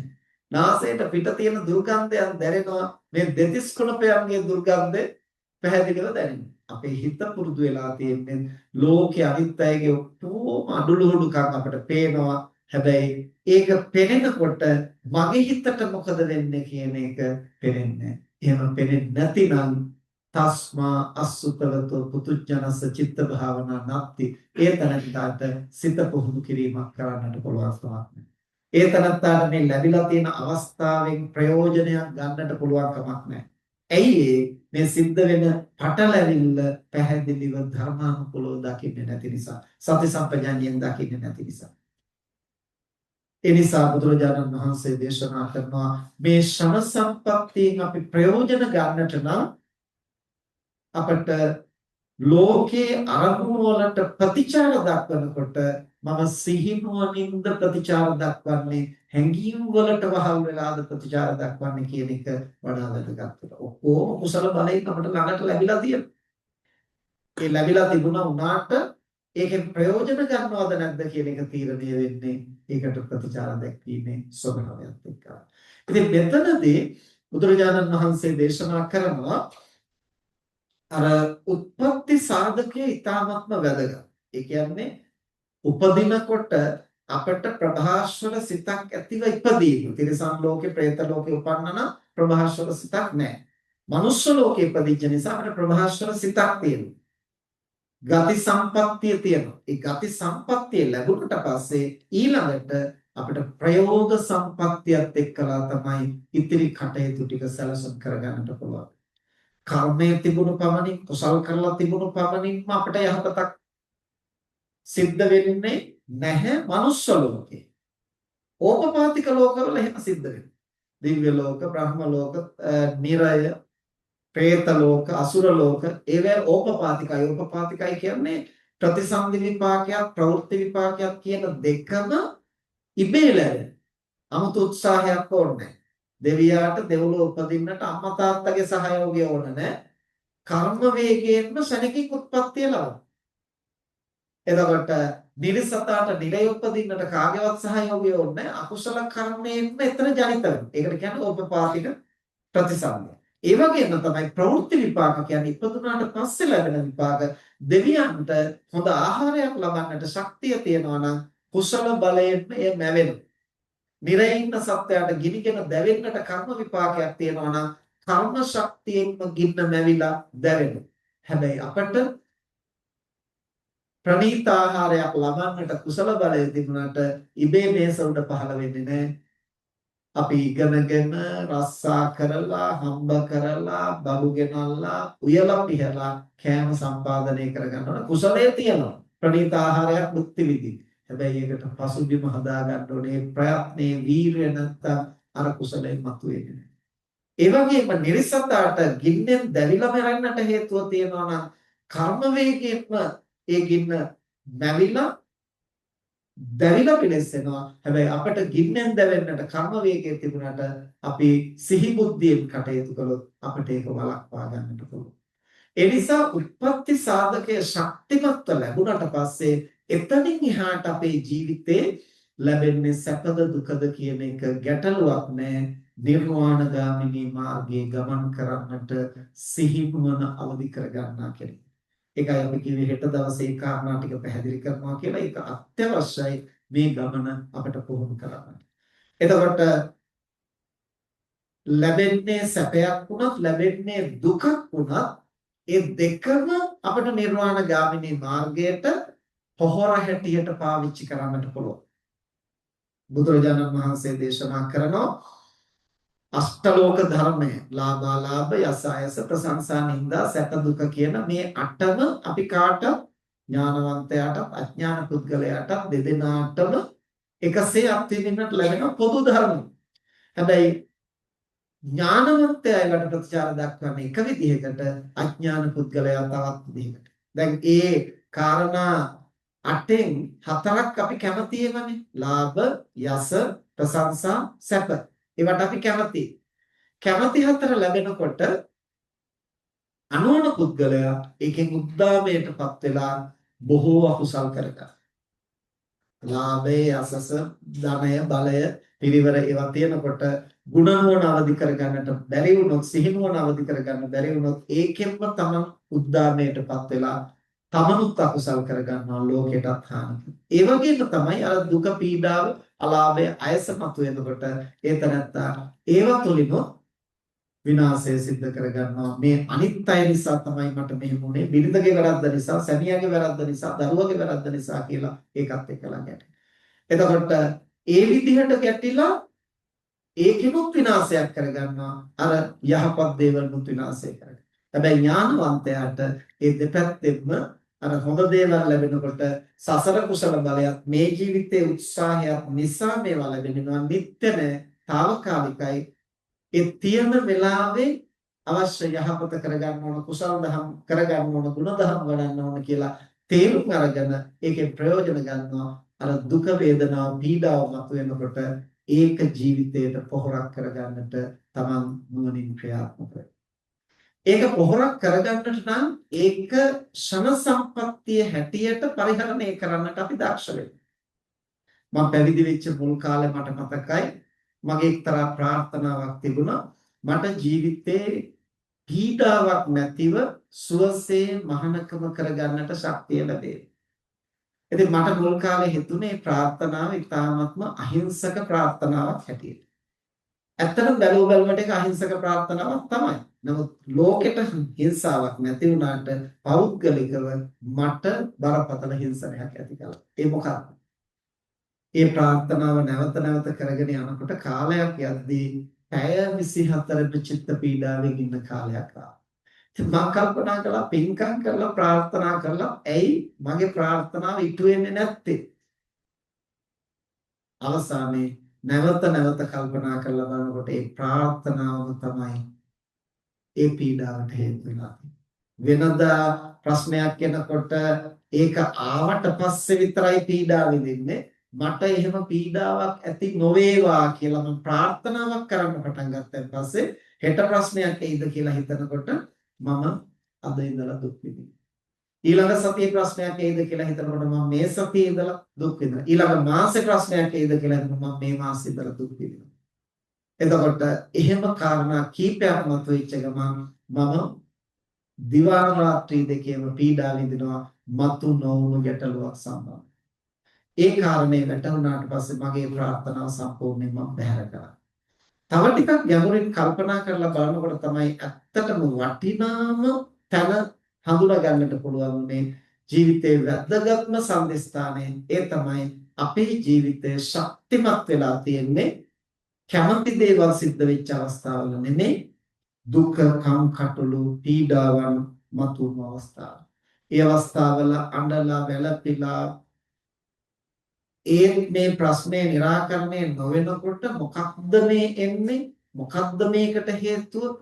කොහොමද මේකෙන් මිදෙන්නේ? මොකක්ද ඒ සඳහා මඟ කියලා හොයලා තියෙනවා. එතකොට දුකට හේතුව ඒ නිදීම ඒ සඳහා මඟ කියන චතුරාර්ය සත්‍යම අපි දැකලා තියෙන්නේ, පුහුණු කරලා තියෙන්නේ ජීවිතේ දුකක් පීඩාවක් මතුවෙච්ච අවස්ථාව. ඉතින් ඒ කාරණේ වැටහුණාට පස්සේ ප්‍රාර්ථනාව හාත්පසින්ම වෙනස් හැටියට පුහුණු කරන්න පටන් ගන්නවා. ජීවිතේ දුක්ඛම් කටුළු හෝ සැප හෝ එන ඕන දෙයක් පැමුද්දෙන් ඒක නෙමෙයි වැදගත් වෙන්නේ. වැදගත් වෙන්නේ මොකක්ද? ඒ පැමිණෙනකොට මම සිහියෙන්, නුවණින්, වීරයෙන් ඒකට ප්‍රතිචාර දක්වන්නට මම අවදියෙන් සිටිනවා. එතකොට අර විදිහට කුසල බලයෙන් අපට ලැබෙන යහපත් දේවල් ටික ලැබෙනකොට ඒ ශන සම්පත්තිය අපට ගුණධම් වඩන්නට යොදා ගන්න පුළුවන්, මනස පුහුණු කරන්න යොදා ගන්න පුළුවන් කොහොමද කියලා භාවිතයට ගන්නවා. වගේම අකමැති දේවල්, පීඩාකාරී දේවල් මතුවෙනකොට ඒක කොහොමද මනස පුහුණු කරන්නට යොදා ගන්න. ඉතින් අන්න එතනට අපිට සති සම්පජාඤ්ඤය අවදි කරගන්න පුළුවන් නම්, සිහිය අවදි කරගන්නට පුළුවන් නම් බුදුරජාණන් වහන්සේ දේශනා කරන ඒ බඳු කෙනෙකුට තමයි මේ ලැබිලා තියෙන සාධක වලින් ප්‍රයෝජන ගන්නට පුළුවන්. ඉතින් යම් කෙනෙක් හිතනවා නම් ජීවිතයේ සැපය පමණයි, අපි අපේක්ෂා කරන දේවල් පමණයි, ඒවා තුලින් තමයි අපිට යහපත වෙන්නේ කියලා ඒ තනත්තා සුඛාන්තය තුල හිර වෙනවා. එතකොට කටුක දේවල් ලැබෙනකොට ඒවත් එක්කලා ගැටෙනවා, ලෝකෙත් එක්ක අරගල කරනවා. මොකක්ද ඒකට හේතුව කියලා සොයන්නට බලන්නේ. හැබැයි ජීවිතේ යම්කිසි පැහැදිලි දැක්මක් අරමුණක් ඇතුව අපි ගමන් කරනකොට අපිට සැපද දුකද කියන එක ගැටලුවක් නෑ. පැමිණෙන ඕනම කාරණයක් අපිට අපේ අරමුණ වෙත යන්නට යොදා ගන්නට පුළුවන්. ඒ නිසායි බුදුරජාණන් වහන්සේ දේශනා කරන්නේ අප්පමාදේන භික්ඛවේ සම්පාදේ. ඒ සඳහා අපි නිතරම ලෝකය දිහා බලනවා වගේ අපේ සිත දිහා බලන්නට පුහුණු වෙන්නට ඕනේ. අනිත් කෙනාගේ අඩුපාඩුව පෙනෙනකොටම මගේ මනස ඒකට ප්‍රතිචාර දක්වන්නේ කොහොමද කියන එක පෙනුනොත් තමයි එතන සකස් කරගන්න පුළුවන්. ඒ බඳු කෙනෙකුට සිත පුහුණු කරන්නට පුළුවන්. මනසේ මතුවෙන දුර්ගුණය වහාම දුරු කරන්නට, යහගුණ අවදි කරන්නට, ලෝක ධර්ම අවබෝධ කර. ඔය කර්ම තුනෙන් තමයි අපේ සිත ශක්තිමත්. මනුෂ්‍ය කියන තැනට මනස වැඩෙන්නේ මේ කාරණා තුනත් එක්කලා. එතකොට දුර්ගුණය දුරු කරන්නට නම් යම් ක්ෂණයක අපිට අපේ මනසේ ඒ දුර්වලකම මතුවෙන හැටි අපිට පේන්නට ඕන. ගුණධර්ම වැඩිීමේදී අපිට හොඳ දේ වගේම අර දුර්වලකමත් අපිට කමටහනක් හැටියට යොදා ගන්නට පුළුවන්කම තියෙනවා. භාවනාව කිව්ව ගමන් අපි බොහෝ දෙනාට හැඟෙන්නේ වෙනම තැනකට ගිහිල්ලා වෙනම අවස්ථාවක් වෙන් කරගෙන වෙනම ඉරියව්වක ඉඳගෙන අනිත් වැඩ නවත්තලා ඒ වැඩේ පටන් ගන්න ඕන කියලා අපිට හිතෙන්නේ.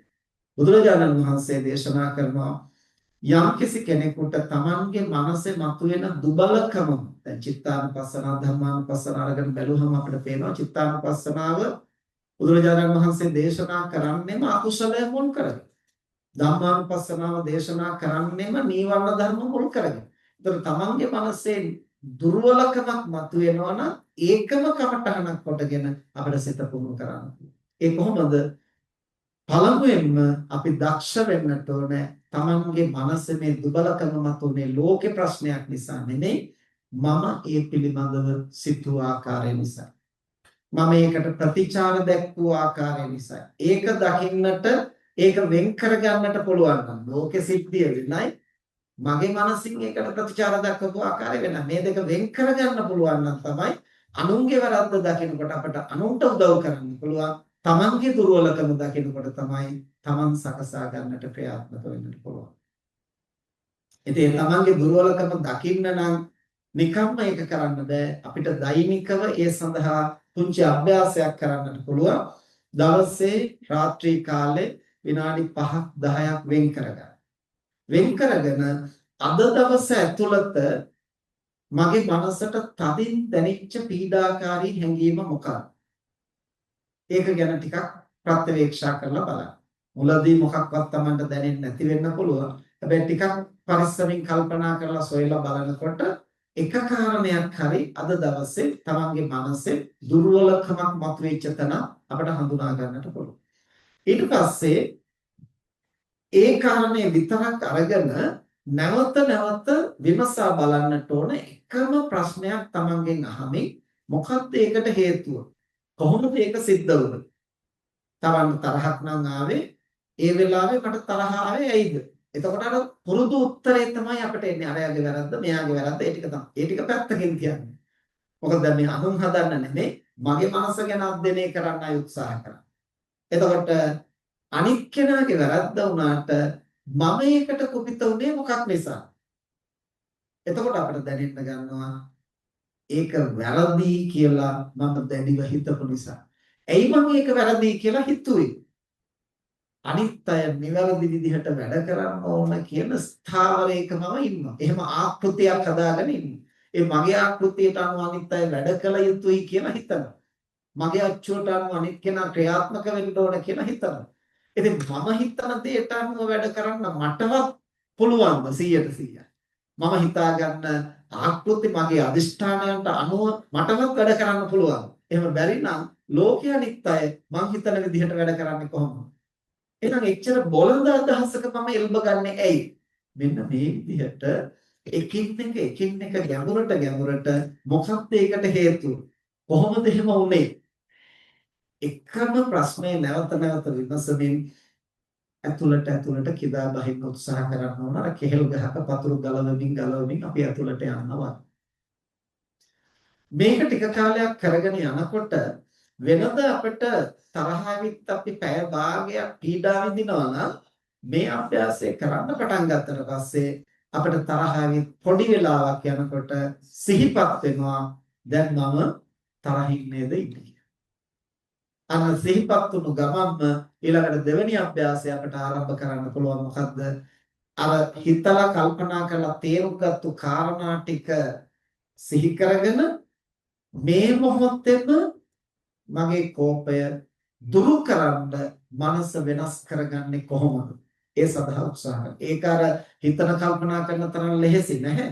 හැබැයි උත්සාහ කරනකොට ටික කාලයක් අපි නැවත ඒ පිළිබඳව වෑයම් කරනකොට අපිට ටිකෙන් ටික ඒ මනෝභාවය වෙනස් කරගන්නට පුළුවන්. ඊට පස්සේ අභ්‍යාස දෙකම අපි පවත්වාගෙන යන්නට වෙනම රාත්‍රී කාලයට හෝ පාන්දරට විනාඩි 5ක් 10ක් එදා දවස ගැන ප්‍රත්‍යවේක්ෂා කරනවා මනසේ දුර්වලකමක් මතුවෙච්ච අවස්ථාවක් පිළිබඳව. ඊට පස්සේ දෛනික ජීවිතයේ දුර්වලකම මතුවෙනකොට ඒ මොහොතේම ඒ සිහිපත් කරපු කාරණා ටික පාදක කරගෙන ඒ වෙනස් කරගන්නට වෑයම් කරනවා. මේ අභ්‍යාස දෙකම ටික කාලයක් කරගෙන යනකොට දෛනික ජීවිතේ කොයිතරම් කාර්යබහුල වුණත් එදිනෙදා වැඩ කරන අතරතුරේ අපේ මනසේ කෝපයක්, ද්වේෂයක්, මාන්නයක්, ඊර්ෂ්‍යාවක් මේ දුර්වලකමක් මතු වෙනකොටම අපිට සැනකින් දැනෙන්න පටන් ඒ දැනුණු ගමන්ම අපිට ක්‍රියාත්මක වෙන්න පුළුවන් ඒක වෙනස් කරන්න. අන්න එතකොට තමයි අපිට සතිපට්ඨානය ප්‍රගුණ කරන්න පුළුවන්. අප්‍රමාදේන භික්ඛවේ සම්පාදේ. අප්‍රමාදීව කටයුතු කරන්න පුළුවන් වෙන්නේ එතකොටයි. එහෙම නැත්නම් අපි මනුෂ්‍යාත්ම භාවයක් ලබලා තියෙනවා. ගුණධර්ම වඩන්නට අවස්ථා සියලු සාධක ලැබිලා තියෙනවා. ලැබුණා වුණාට අපිට සිහි වෙන්නේ නැත්නම් අපිට ඒකෙන් ප්‍රයෝජනයක් ගන්නට පුළුවන් කමක් නැහැ. ඒ නිසා මේ දුර්වලකමක් මගේ මනසේ මතුවෙනවා මේක ලෝකේ ප්‍රශ්නයක් නෙමෙයි මම ලෝකෙට ප්‍රතිචාර දක්වන ආකාරයේ තියෙන දුබලකම. ඒක හරියට දැකපු තැන ඒක වෙනස් කරගන්නට ක්‍රියාත්මක වෙන්නට පුළුවන්. ඒ තමයි දුර්ගුණ දුරු කිරීමේ වැඩ පිළිවෙල. දුර්ගුණ දුරු වෙන්න තමයි අපේ මනස ශක්තිමත් වෙන්නේ මනසේ වැඩේ. ඊළඟට මනස සංවර්ධනය වෙන දෙවෙනි කාරණේ තමයි යහ ගුණ අවදි කිරීම. අවශ්‍ය තැන අවශ්‍ය ගුණය මතු කරගන්න පුළුවන්. ඉවසන්න ඕන තැන ඉවසීම, දරා ගන්න ඕන තැන දරා ගැනීම, උපේක්ෂාව ඕන තැන උපේක්ෂාව, පරිත්‍යාගය ඕන තැන පරිත්‍යාගය, කැපවෙන්න ඕන තැන කැපවීම මතු කරගන්න පුළුවන්ද බැරිද? බැරි නම් ඇයි ඒ? මම සසරේක පුරුදු කරලා නැති නිසා. ඉතින් මේ ජීවිතේත් මම පුරුදු කරගත්තේ නැත්නම් සසරටත් ඒ දුර්වල මානසික තත්ත්වයෙන් තමයි මට යන්නට. එහෙම හිතලා අපි ඒ මොහොතේ කොහොම හරි මේ වෙලාවේ මට සියල්ල කරන්න බැරි වුණාට අනුතරම මම මානසික කඩා වැටෙන්නේ නැතුවත් මට ඉන්න බැරි. Hot chocolate please. එතකොට ඒවා පිටුතුනේ අපේ ජීවිතේ යම් යම් අවස්ථාවල පුහුණු කරන ප්‍රමාණයට තමයි මේ ධර්ම මාර්ගය රසවත් වෙන්නට පටන්. Wait. Pause it for a minute. මට මතකයි එක් අවස්ථාවක Go and say sadhu buddhu sadhu. Then come back boy. එක පැය කීපයක් ඇතුළත වැඩ 10ක් 15ක් මට කරන්න සිද්ධ වුණා. එතකොට ඒ වැඩ ටික ඔක්කොම මට කොහොමවත් ඒ කෙටි කාලය ඇතුළත කරගන්න බෑ. අනෙහින් පිරිස ඇවිල්ලා ඉන්න ආරාධනා කරන්න, මෙහෙන් දුරකථනේ නාද වෙනවා. ඒ නායක හඳුනනකට යන්න තියෙනවා ලෑස්ති වෙන්න. එතකොට මට සිවුරු ටික හොදලා අහිසර වවාගෙන නාගන්න ඕන. එතකොට තව විදේශ රටක ඉන්න අපේ සහෝදර හාමුදුරුවෝ නමකට ડોකියුමන්ට් වගේක් එවන්න කිව්වා. එතකොට ඒක යවන්න හදනකොට මැෂින් එක වැඩ කරන්නේ නැහැ. කොහොම එක ප්‍රශ්න ගොඩනගනවා. දැන් මේ ටික ඔක්කොම එකට එනකොට එකපාරට නිකන් මොලේ ඇතුලේ පිලිස්සෙනවා වගේ මට දැනුණා දැඩි කම්පනයක්. ඒකත් එක්කලා මට හිතුණා මේ වෙලාවේ කොච්චර නාමතුරු ඇද්ද දාන ටික වලදලා සුවසේ විවේකීව ඉන්න. අපි මේ රටේම තියෙන ලෝකෙම තියෙන වැඩ බදාගෙන අපි නිකන් දුක් විඳින්නේ මොකටද පැත්තකට වෙලා ටිකක් විවේකීව හිටියානම් හොඳයි නේද කියලා මට එක සැනින් කල්පනා. එතකොට මම කල්පනා කළා මම සසරෙත් මෙහෙම නේද හිතන්නේ. වැඩ කීපයක් වැඩි වෙනකොට මට මෙච්චර කරන්න බෑ. මේක අමාරුයි කියලා ඒකෙත් මගහැරලා යනවා. එතකොට සිත ඇබ්බැහි වෙන්නේ මගහැර යන්නට නිසා පොරොත්තු දෙන්නට නෙමෙයි. එතකොට අපේ මනස හැම විටම වැඩෙන්නේ ඉන්න තැනින් ස්වල්පයක් හරි වැඩෙන්නේ ඒ අභියෝග වලට මුහුණ දුන්නොත් විතරයි වෙන්නේ. දැන් සමහරව කියනවානේ අපි මගේ ඉවසීමේ සීමාවක් තියෙනවා. ඒ සීමාව පැනනොත් මොනවා වෙයිද දන්නේ. ඉවසීමේ සීමාව කියන්නේ මොකද්ද? සසරේ පුරුදු කරලා තියෙන ප්‍රමාණය. ඉතින් ඒ ප්‍රමාණය ඇතිනම් මේ වෙනකොට අපි නිකන් දැකලා තියෙන්න එපා. ඒ ප්‍රමාණය මදිහින්ද තමයි අපි එතන ගියාට පුරුදු කරන්න. එහෙනම් ඉවසීමේ සීමාවට ආවට පස්සේ තමයි එතනින් එහාට අපි ඉවසන්න උත්සාහ කරන්නේ. ඒක තමයි අභියෝගය. අපි නිතරම කියන්නේ එකයි උඩ පනිනවා කියන එකයි උස පනිනවා කියන එකයි දෙක. උඩ පනිනවා කියන්නේ පනින්න පුළුවන් සීමාව තුල නැවත නැවත උඩ පනිනවා. එහෙම පැන්නයි කියලා අපේ හැකියාවන් ඉහළ යන්නේ නැහැ. උස පනිනවා කියන්නේ පනින්න පුළුවන් උපරිම මට්ටමේ බාධකයක් තියලා ඒකට උඩින් පනින්නට වෑයම්.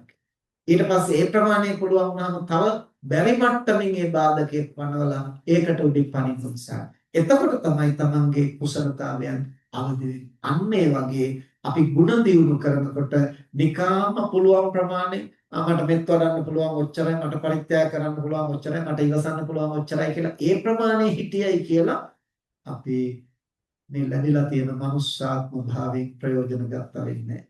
අපි ශ්‍රම සම්පත්තියෙන් වැඩක් ගත්තා වෙන්නේ නැහැ. අපි සිත පුහුණු කළා වෙන්නේ නැහැ. සිත පුහුණු කළා වෙන්නේ ඒ දැනට තියෙන මට්ටමින් පොඩ්ඩක් ඉස්සරහට යන්න මට පුළුවන්.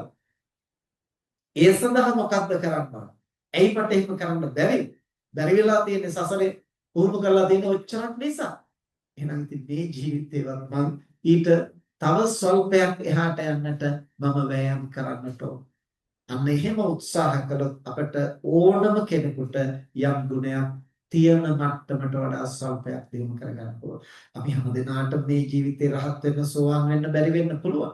හැබැයි මේ ජීවිතයට ආවට වඩා ස්වල්ප මාත්‍රයක් හරි අපිට වැඩෙන්න පුළුවන්.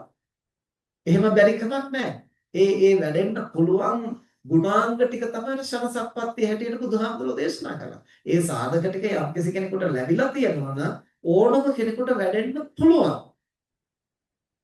හැබැයි වැඩෙන්න නම් මේ පියවර තුන අනුගමනය කරන්න ඕන. අපි පළවෙනි පියවර අපි කිව්වේ ඒකයි දුර්ගුණ හඳුනාගෙන දුරු කිරීම. ඒතකොට දුර්ගුණ කියලා කියන්නේ ලෝකයානුන්ගේ ප්‍රශ්නයක් නෙමෙයි. ඒ ලෝකෙට ප්‍රතිචාර දක්වන. ඇහැට පේන, කනට ඇහෙන, නාසයට දැනෙන, දිවට දැනෙන, කයට ස්පර්ශ වෙන, සිතට අරමුණු වෙන දෙයට මම මනසේ ප්‍රතික්‍රියා දක්වන්නේ කොහොමද? ඒ ස්වභාවයේ අනුයි සිත කෙලසීම හෝ පිරිසිදු වීම තීරණය වෙන්නේ ලෝකේ තියෙන දේවල් මත නෙමෙයි. අර මහාලී කියන ලිච්ඡවි රජුගේ බුදුරජාණන් වහන්සේගෙන් අහනවා ස්වාමීනි භාග්‍යවතුන් වහන්සේ සත්‍යය කෙලසෙන්නට හෝ පිරිසිදු වෙන්නට හේතුවක් තියෙනවා. තථාගතයන් වහන්සේ දේශනා කරන හේතුවක් තියෙනවා. එවනම් සත්‍යය කෙලසෙන්නේ කවර හේතුවක් නිසා? බුදුරජාණන් වහන්සේ දේශනා කරනවා මේ ඉන්ද්‍රියන්ට ගෝචර වෙන රූප, ශබ්ද, ගන්ධ, රස, පොට්ටබ්බ ධම්ම මේවාෙහි තියෙනවා මනස උත්තේජනය කරන, ඉන්ද්‍රියන් ප්‍රබෝධ කරන එක්තරා ගුණයක්. අන්නේ ඉන්ද්‍රියන් උත්තේජනය කරන, ප්‍රබෝධ කරන පැත්ත ගැනම තෘෂ්ණාවෙන් බැඳෙනකොට, ඒව පසුපසම යනකොට, ඒවම ලබන්නට වෑයම් කරනකොට, ඒ ගැනම හිතනකොට තෘෂ්ණාවෙන් මොසපත් වෙලා සිත කෙලෙසෙන. මෝහය, තෘෂ්ණාව සිත වෙලා ගන්න. එහෙම තමයි සත්‍යය කෙලෙසෙන්නේ. ඒතර සත්‍යය පිරිසිදු වෙන්නේ කොහොමද? ඒ අරමුණු වලම තියෙනවා ආදීනවය. අනිත්‍ය බව, දුක් බව, අනාත්ම බව, හේතු ප්‍රත්‍යයෙන් ඇති වෙලා විදී යන බව, නැවත නැවත නඩත්තු කරනවා, නැවත නැවත පවත්වනවා, ආරක්ෂා කරනවා. මේ ආදීනවය දකිනකොට සත්‍යය ඒ තෘෂ්ණාවෙන් විදෙනවා, ඒ සිත පිරිසිදු වෙන්න පටන්. එතකොට එකම සිද්ධිය බාහිර අරමුණමයි අපි ඒකට ප්‍රතිචාර දක්වන, අපි ඒක දිහා බලන විදිහත් එක්ක තමයි අපි කෙලසෙනවද පිරිසිදු වෙනවද කියලා තියෙන්නේ. ඒ නිසා මනසේ දුර්වලකමක් මතුවෙනකොට ඒක ලෝක ප්‍රශ්නයක් නෙමෙයි, මම ඒ ගැන සිතන විදිහයි කියන බව දකින්න පුළුවන් නම්, තේරුම් ගන්න පුළුවන් නම් අන්නේ තනත්තාටයි ශන සම්පත්තියෙන් ප්‍රයෝජන ගන්නට පුළුවන්. ඊළඟට යහගුණයන් අත්‍යවශ්‍ය මොහොතේ මේ යහගුණේ අවදි කරගන්න සියලු සාධක මට ලැබිලා තියෙනවා. ඇයි ඒක මතු කරගන්න බැරි? සසර ගමනේ මම ඒ මට්ටමට පුරුදු පුහුණු කරලා නැති නිසායි. ඒ නිසා මේ ජීවිතේ මම ඒ සඳහා උත්සාහ නොකරොත් සසරටත් මට ඒ දුර්වලකමත් එක්කමයි යන්න වෙන්නේ. ඒ නිසා මේ ලැබිච්ච අවස්ථාවේ මම වෑයම් කරන්නට ඕනේ. සියල්ල කරන්න බැරි වුණාට, ලෝකේ කන පිට හරවන්නට බැරි වුණාට, අඳුම තරමින් මට බැරිද හිත නරක කරගන්න නැතුව ඉවසීම කොහොමද? දැන් සමහරව කියනවානේ හාමුදුරනේ වැඩකට ඇති දෙයක් නම් ඉතින් අපිට පුළුවන් අහගන්න. ඉතින් වැඩකටම නැත්තම් කාලෙත් නාස්ති වෙනවා. ඒ කියන ඒවා තේරුමකුත් නැත්තම්. ඉතින් එතකොට හිත නරක වෙන එක සාධාරණයි. යන්න කිව්වට යන්නෙත් නැහැ. කතාව නවත්තන්නෙත් නැහැ. කියන ඒවා වැඩකුත් නැහැ. එතනින් අපිට එන්නත් බෑ. ඉතින් එතකොට මොකද්ද කරන්නේ? අන්නේ අවස්ථාව වෙන මොකක්වත් මේ වැඩ ඒ කියන කතාවෙන් ගන්න මොකුත්ම නැත්තම් මොකක්වත්ම කරන්න බැරි නම් අන්නේ අවස්ථාව යොදා ගන්න. මොකටද? ඉවසීම. එතකොට ඒක නිවන සඳහා හොඳම පාරමිතාවක් පුහුණු කරන්න සුදුසුම අවස්ථාව. වෙනතොනේ අපි විකල්ප වලට යන්න පුළුවන් නම් අපි කවමදාකවත් මේ ධර්මය තේරුම් ගන්න වෑයම් කරන්නේ. අද මේ නවීන ලෝකේ භෞතික විද්‍යාව සහ තාක්ෂණයේ දියුණු වෙන්න අපිට ධර්මයෙන් අපි ගොඩාක් ඈත් වෙන්නේ. අපි ස්වභාවික දේවල් දරා ගන්න ලෑස්ති නැහැ. දුක පීඩාව දරා ගන්න ලෑස්ති නැහැ. ඒවට හැමතිස්සෙම විකල්ප කරනවා. පොඩි පීඩාවක් එනකොට ඒකට විකල්පයක් කරනවා. ඒතර විකල්පය හොයපු ගමන් අපි ඒකෙන් මඟ හරින්නටයි උත්සාහ කරනවා. ඒ ධර්මතාවය අවබෝධ කරගන්නට නෙමෙයි. ඒ නිසා තුන්වෙනි පියවර තමයි ලෝක ධර්ම අවබෝධ කිරීම. ඒතර ලෝක ධර්ම අවබෝධ කරන්නට නම් අපි බැරිම තැනට හිර වුණොත් විතරයි අපි ඒකට ඔරොත්තු දෙන්න ටිකෙන් ටික පුහුණු වෙන්නේ. නැත්තම් අපි ඒක කරන්නේ අර සංසාර මන්දිර කියන පොත ලියලා තියෙන එඩ්ගා කේසි. එතුමා බෞද්ධයෙක් නෙමෙයි මේ ජීවිතේ. බෑ එතුමාට පුළුවන්කම තියෙනවා මෝහන නිද්‍රාවටපත් වෙලා අනිත් අයගේ පෙර භවයන් වල කරපු යම් අකුසල කර්ම පෙන්නලා දෙන්න. මේ ජීවිතේ යම් රෝගයක් තියෙනවා. ඒ රෝගයට හේතු වෙච්ච සාංශාරික කර්ම විපාකේ මොකක්ද කියලා පෙන්නලා. ඒ ශක්තිය එතුමා තුළ මතු කරගන්නට ඒ ශක්තිය අවදි වුණේ කොහොමද කියලා එතුමා පැහැදිලි කරනවා. පෙර එක්තරා ආත්ම භාවයක සොල්දාදුවෙක් වෙලා ඉන්න කාලේ හොඳටම වෙඩි වැදිලා මුහුදු වෙරළා අයිනේ වැටුණා. වැටිලා දැන් අර වෙඩි වැදිලා තුවාල වෙච්චට අර මුහුදේ ලුණු වතුර ගෑවෙනකොට දාන්න බැරි පීඩාවක්. ඒතකොට එක තැනක නෙමෙයිනේ මුළු ශරීරය පුරාම තැන් තැන් වල තුවාල වෙනවා. නමුත් මැරෙන්නේ නැහැ.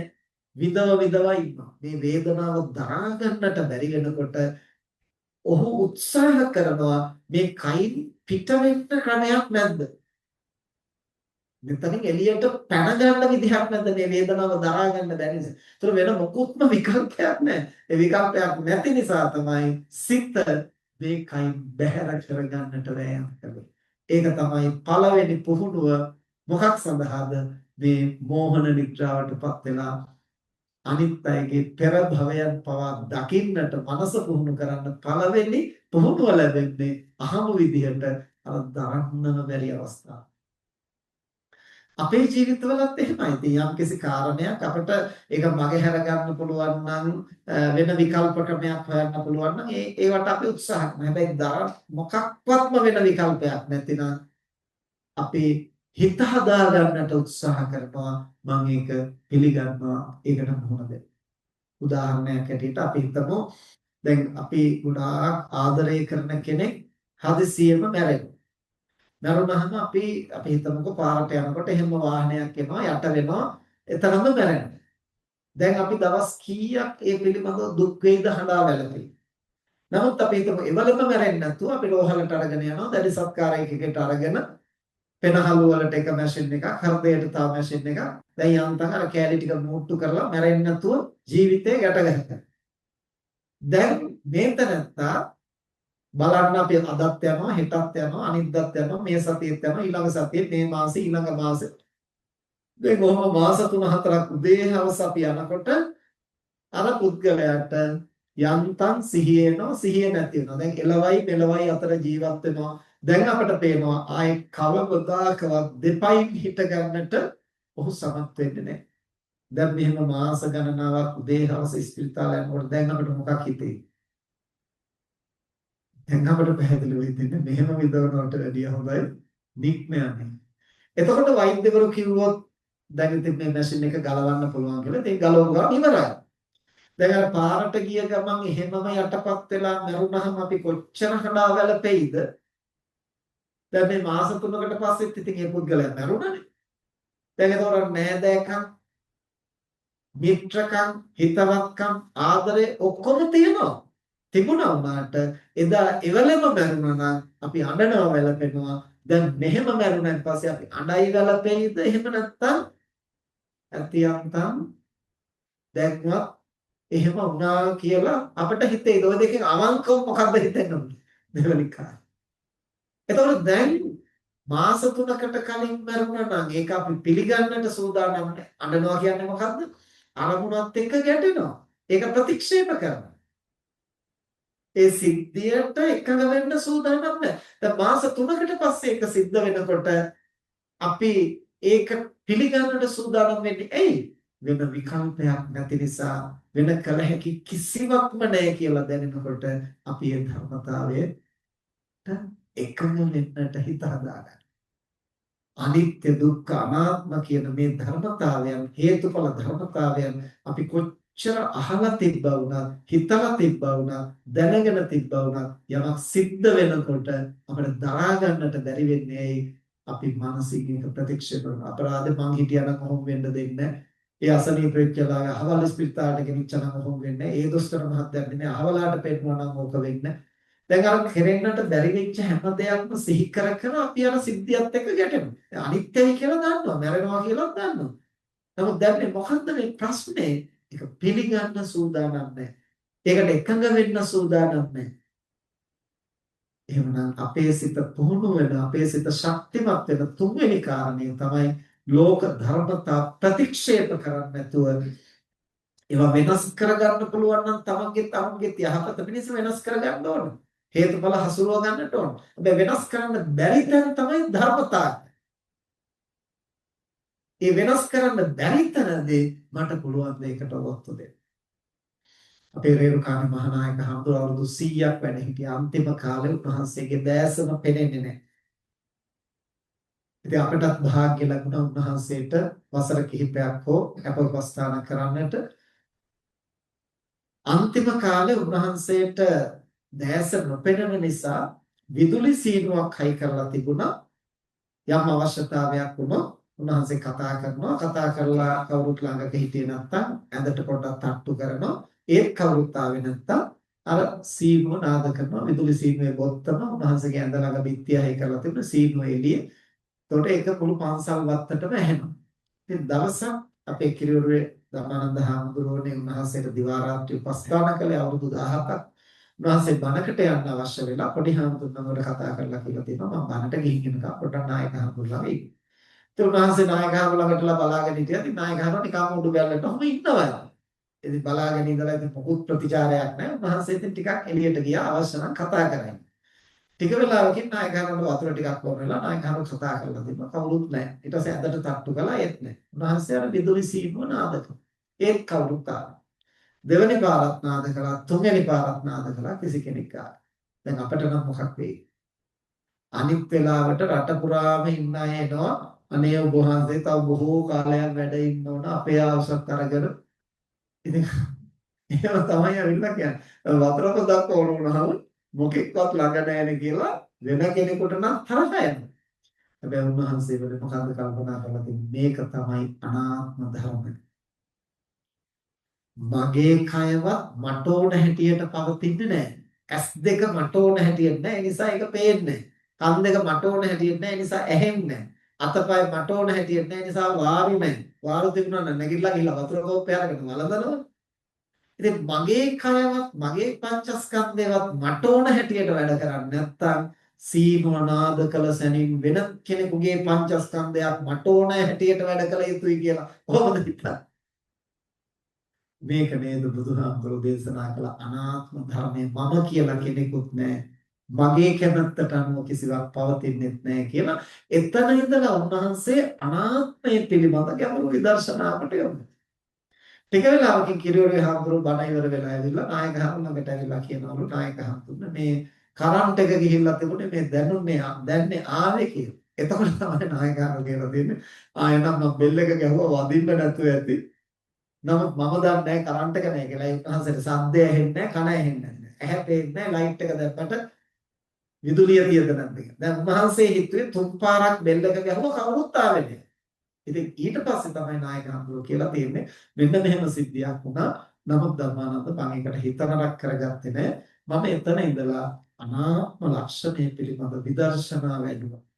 අන්න ලෝක ධර්මතාවයන් හමුවේ Tamanට වෙනස් කරන්න බැරි නම් වෙනස් කරන්න අවශ්‍ය නම් වෙනස් කරන්න පුළුවන් නම් වෙනස් කරගත්තට කමක් නැහැ. Tamanගේ යහපතට වෙනස් කරන්න නොහැකි නම් ඒ ධර්මතාවයේ තේරුම් අරගෙන ඒකට ඔරොත්තු දෙන්න සිත පුහුණු කරනවා. මෙන්න මේ කරුණු තුනෙන් තමයි අපේ සිත වැඩෙන්නේ. මනුස්ස මනස උසස් වෙන්නේ. අපිට මේ ජීවිතේ බණ අහපු ගමන් රහත් වෙන්න බැරි වෙන්න පුළුවන්. මේ ජීවිතේ බණ අහපු ගමන් සෝවාන් වෙන්න බැරි වෙන්න පුළුවන්. හැබැයි අපි හැමෝටම කරන්න පුළුවන් දෙයක් තියෙනවා. මොකක්ද? දුරුගුණ දුරු කරන්න, යහගුණ අවදි කරන්න, ලෝක ධර්මතා හමුවේ ඒවට ඔරොත්තු දෙන්න සිත පුහුණු කරගන්නට මනස ටිකෙන් ටික පුහුණු කළ හැකියි. මේ භවයට ආවට වඩා ස්වල්ප මාත්‍රයක් හෝ සිත ශක්තිමත් කරගෙන නික්මයන්නට පුළුවන්. ඒ නිසායි මේ ලෝකෙට මනුෂ්‍ය කියලා කියන්නේ. මනස උසස් කරන්න පුළුවන්. ඉතින් ඒ සඳහා සියලු සාධක අපට ලැබිලා තියෙනවා. බුද්ධෝත්පාද කාමය, මනුෂ්‍යාත්ම භාවය, ඊළඟට අංග ප්‍රත්‍යංග විකෘති නොවුණු ජීවිතය, උත්පත්තියෙන් බෞද්ධ පවුලක ඉපදිලා කල්යාණ මිත්‍ර ඇසුර, සද්ධර්ම ශ්‍රවණි, සම්මා දිට්ඨිය මේ සියල්ල ලැබිලා තියෙනවා. දැන් අපිට තියෙන්නේ ඒ ටික ප්‍රයෝජනයට ගන්න. හැබැයි ප්‍රයෝජනයට ගන්නවද නැද්ද කියලා අර කොස්සැටේ පැලවෙච්ච තැන ඒ ක්‍රෝටන් ගහේ සහාය ලැබුවා වගේ එහෙම රූපවලට නම් 아무තු වෙනසක් නැහැ. ඒ සහයෝගය ලැබිලා වැඩෙනවා. හැබැයි අපි සිතන්න පුළුවන් සිතක් තියෙන පුද්ගලයෝ නිසා අර ෂණ සම්පත්තියට අදාළ සාධක ටික ඔක්කොම තිබුණා වුණත් නිකන් වැඩෙන්නේ කොහොමද? අපි ඒක යොදා ගන්න කලමනාකරණය කරගන්න විදිහත් අපි ඒක පාවිච්චි කරන විදිහත් ඒ නිසා ෂණ සම්පත්තියට අදාළ සියලු සාධක අපි ඉදිරියේ කුසල බලයෙන් ලැබිලා තිබුණා වුණත් අපි ඒකට ප්‍රතිචාර දක්වන්නේ සිහිනුවණින් තොරව නම් වැරදි විදිහට නම් ඒකෙන් අපේ මනස වැඩෙන්නේ අපි තව පහළට අගාධයට වැඩෙනවා. පෙර භවයේදී යනකොට අපි දන්නේ කොහේ ඉඳලා ආවද කියලා. තිරිසන් ලෝකෙද, പ്രേත ලෝකෙද, කොහේ ඉඳලා හරි මැරෙන මොහොතේ කුසලයක් සිහි වෙච්ච නිසා මනුෂ්‍ය ලෝකෙට ආවා. මනුෂ්‍ය ලෝකෙට ආවහම මනස ශක්තිමත් කරගන්න සියලු සාධක තිබිලා මෙතනින් ගිලිහිලා යනකොට ආපහු දුගතියකට වැටෙනවා නම් ඒ තරම් අලාභයක් තවත් නැහැ. ඒ නිසා ඒ අලාභය සිදු නොවන්නට නම් මේ ලැබිච්ච මනුෂ්‍යාත්ම භාවයේ ලැබිච්ච සන සම්පත්තියෙන් අපි ප්‍රයෝජන ගන්න ඕනේ. ප්‍රයෝජන ගන්නට නම් අප්‍රමාදේන සම්පාදිත අප්‍රමාදීව ක්‍රියා කරනවා. අප්‍රමාදීව ක්‍රියා කරනවා කියන්නේ සිහිනුවණින් ක්‍රියාත්මක වීමයි. ඒ සිහිනුවණින් අපිට කරන්න වැඩ තුනක් තියෙනවා. මොනවද? මනස දුර්වල කරන, මනස උසස් කරන නෙමෙයි දුර්වල කරන සාධක තුනක් තියෙනවා. ඒ සාධක වලින් නැගී හිටින්නේ. මනස දුර්වල කරනවා, දුර්ගුණ මතුවෙනවා. එහෙනම් මනස ශක්තිමත් කරන දුර්ගුණ දුරු කරලා නැගී හිටින්න ඕනේ. ඒක ලෝක ප්‍රශ්නයක් හැටියට දකින තාක්කල් අපිට ඒක වෙනස් කරන්න බෑ. ඒක තමන් ලෝකයට ප්‍රතිචාර දක්වන ආකාරයේ වෙනසයි කියලා තේරුම් ගත්තොත් තමයි අපිට ඒක වෙනස් කරන්න. යහගුණ අවදි කරන්න. ඉතින් මට ඉවසන්න පුළුවන් ඔච්චරයි මගේ ඉවසීමේ සීමාව පැනනොත් එහෙනම් මොකක් වෙයිද දන්නේ? එහෙම හිතා ඉඳලා හරියන්නේ නැහැ. ඒ සීමාව පන්නන්න ඕන. එතකොටයි අපි වැඩෙන්නේ.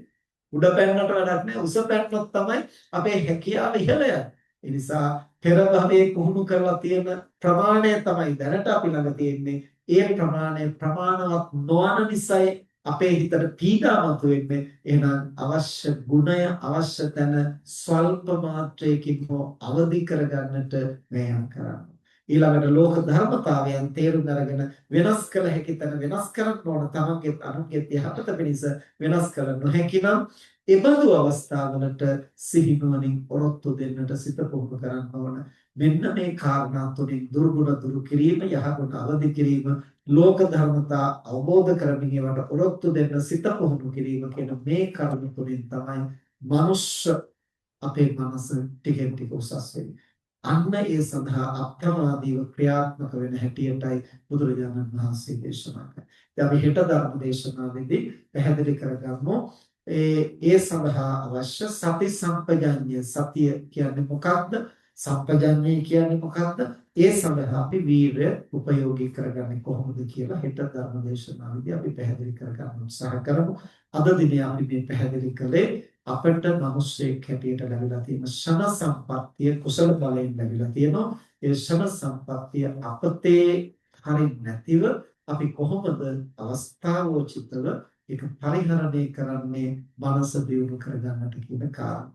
ඉතින් මේ කාරණා සිහිනුවණින් තේරුම් අරගෙන සිහිය පවත්වාගෙන තමන්ට ලැබෙන යහපත් විපාක වගේම කටුක අත්දැකීම් පවා අපිට ගුණධර්ම වඩන්න යොදා ගන්න පුළුවන්. ඒ වගේම සිත සැහැල්ලුවෙන් තියෙන අවස්ථා පමණක් නෙමේ දුර්වලකම් මතුවෙන අවස්ථාව සිත පුහුණු කරන්නට සුදුසුම කමටහනක් වෙනවයි කියන බව මතක තියාගෙන සිත ප්‍රගුණ කරන්නට පුහුණු කරන්නට මේ අසුද්ධහම් කරුණු හැම දිනාටම මහෝපකාරී වේවා කියලා ආශිර්වාද කරමු. මෙතෙක් වේලා ධර්ම ශ්‍රවණය කිරීමෙන් සිදු කරගත් සියලු කුසල් දෙවියන් සහිත ලෝකයාට මිය පරලෝකීය ඥාතීන්ට ඔබ අප හැම දිනාටම බුදු පසේ බුදු මහරහතන් වහන්සේ නිවී සැනසී පැමිණ වදාළ උතුම් නිවනින් සැනසීම පිණිසම හේතු වේවා කියලා ප්‍රාර්ථනා කරමු. ආකාසට්ඨා ච බුම්මට්ඨා දේවානාගා මහිද්దికා පුඤ්ඤන්තං අනුමෝදිत्वा චිරං රක්ඛන්තු ශාසනං ආකාසට්ඨා ච බුම්මට්ඨා දේවානාගා මහිද්దికා පුඤ්ඤන්තං අනුමෝදිत्वा චිරං රක්ඛන්තු දේශනං ආකාසට්ඨා ච භුම්මට්ඨා දේවානාගා මහිද්దికා පුඤ්ඤන්තං අනුමෝදිत्वा චිරං රක්ඛන්තු ත්වං සදා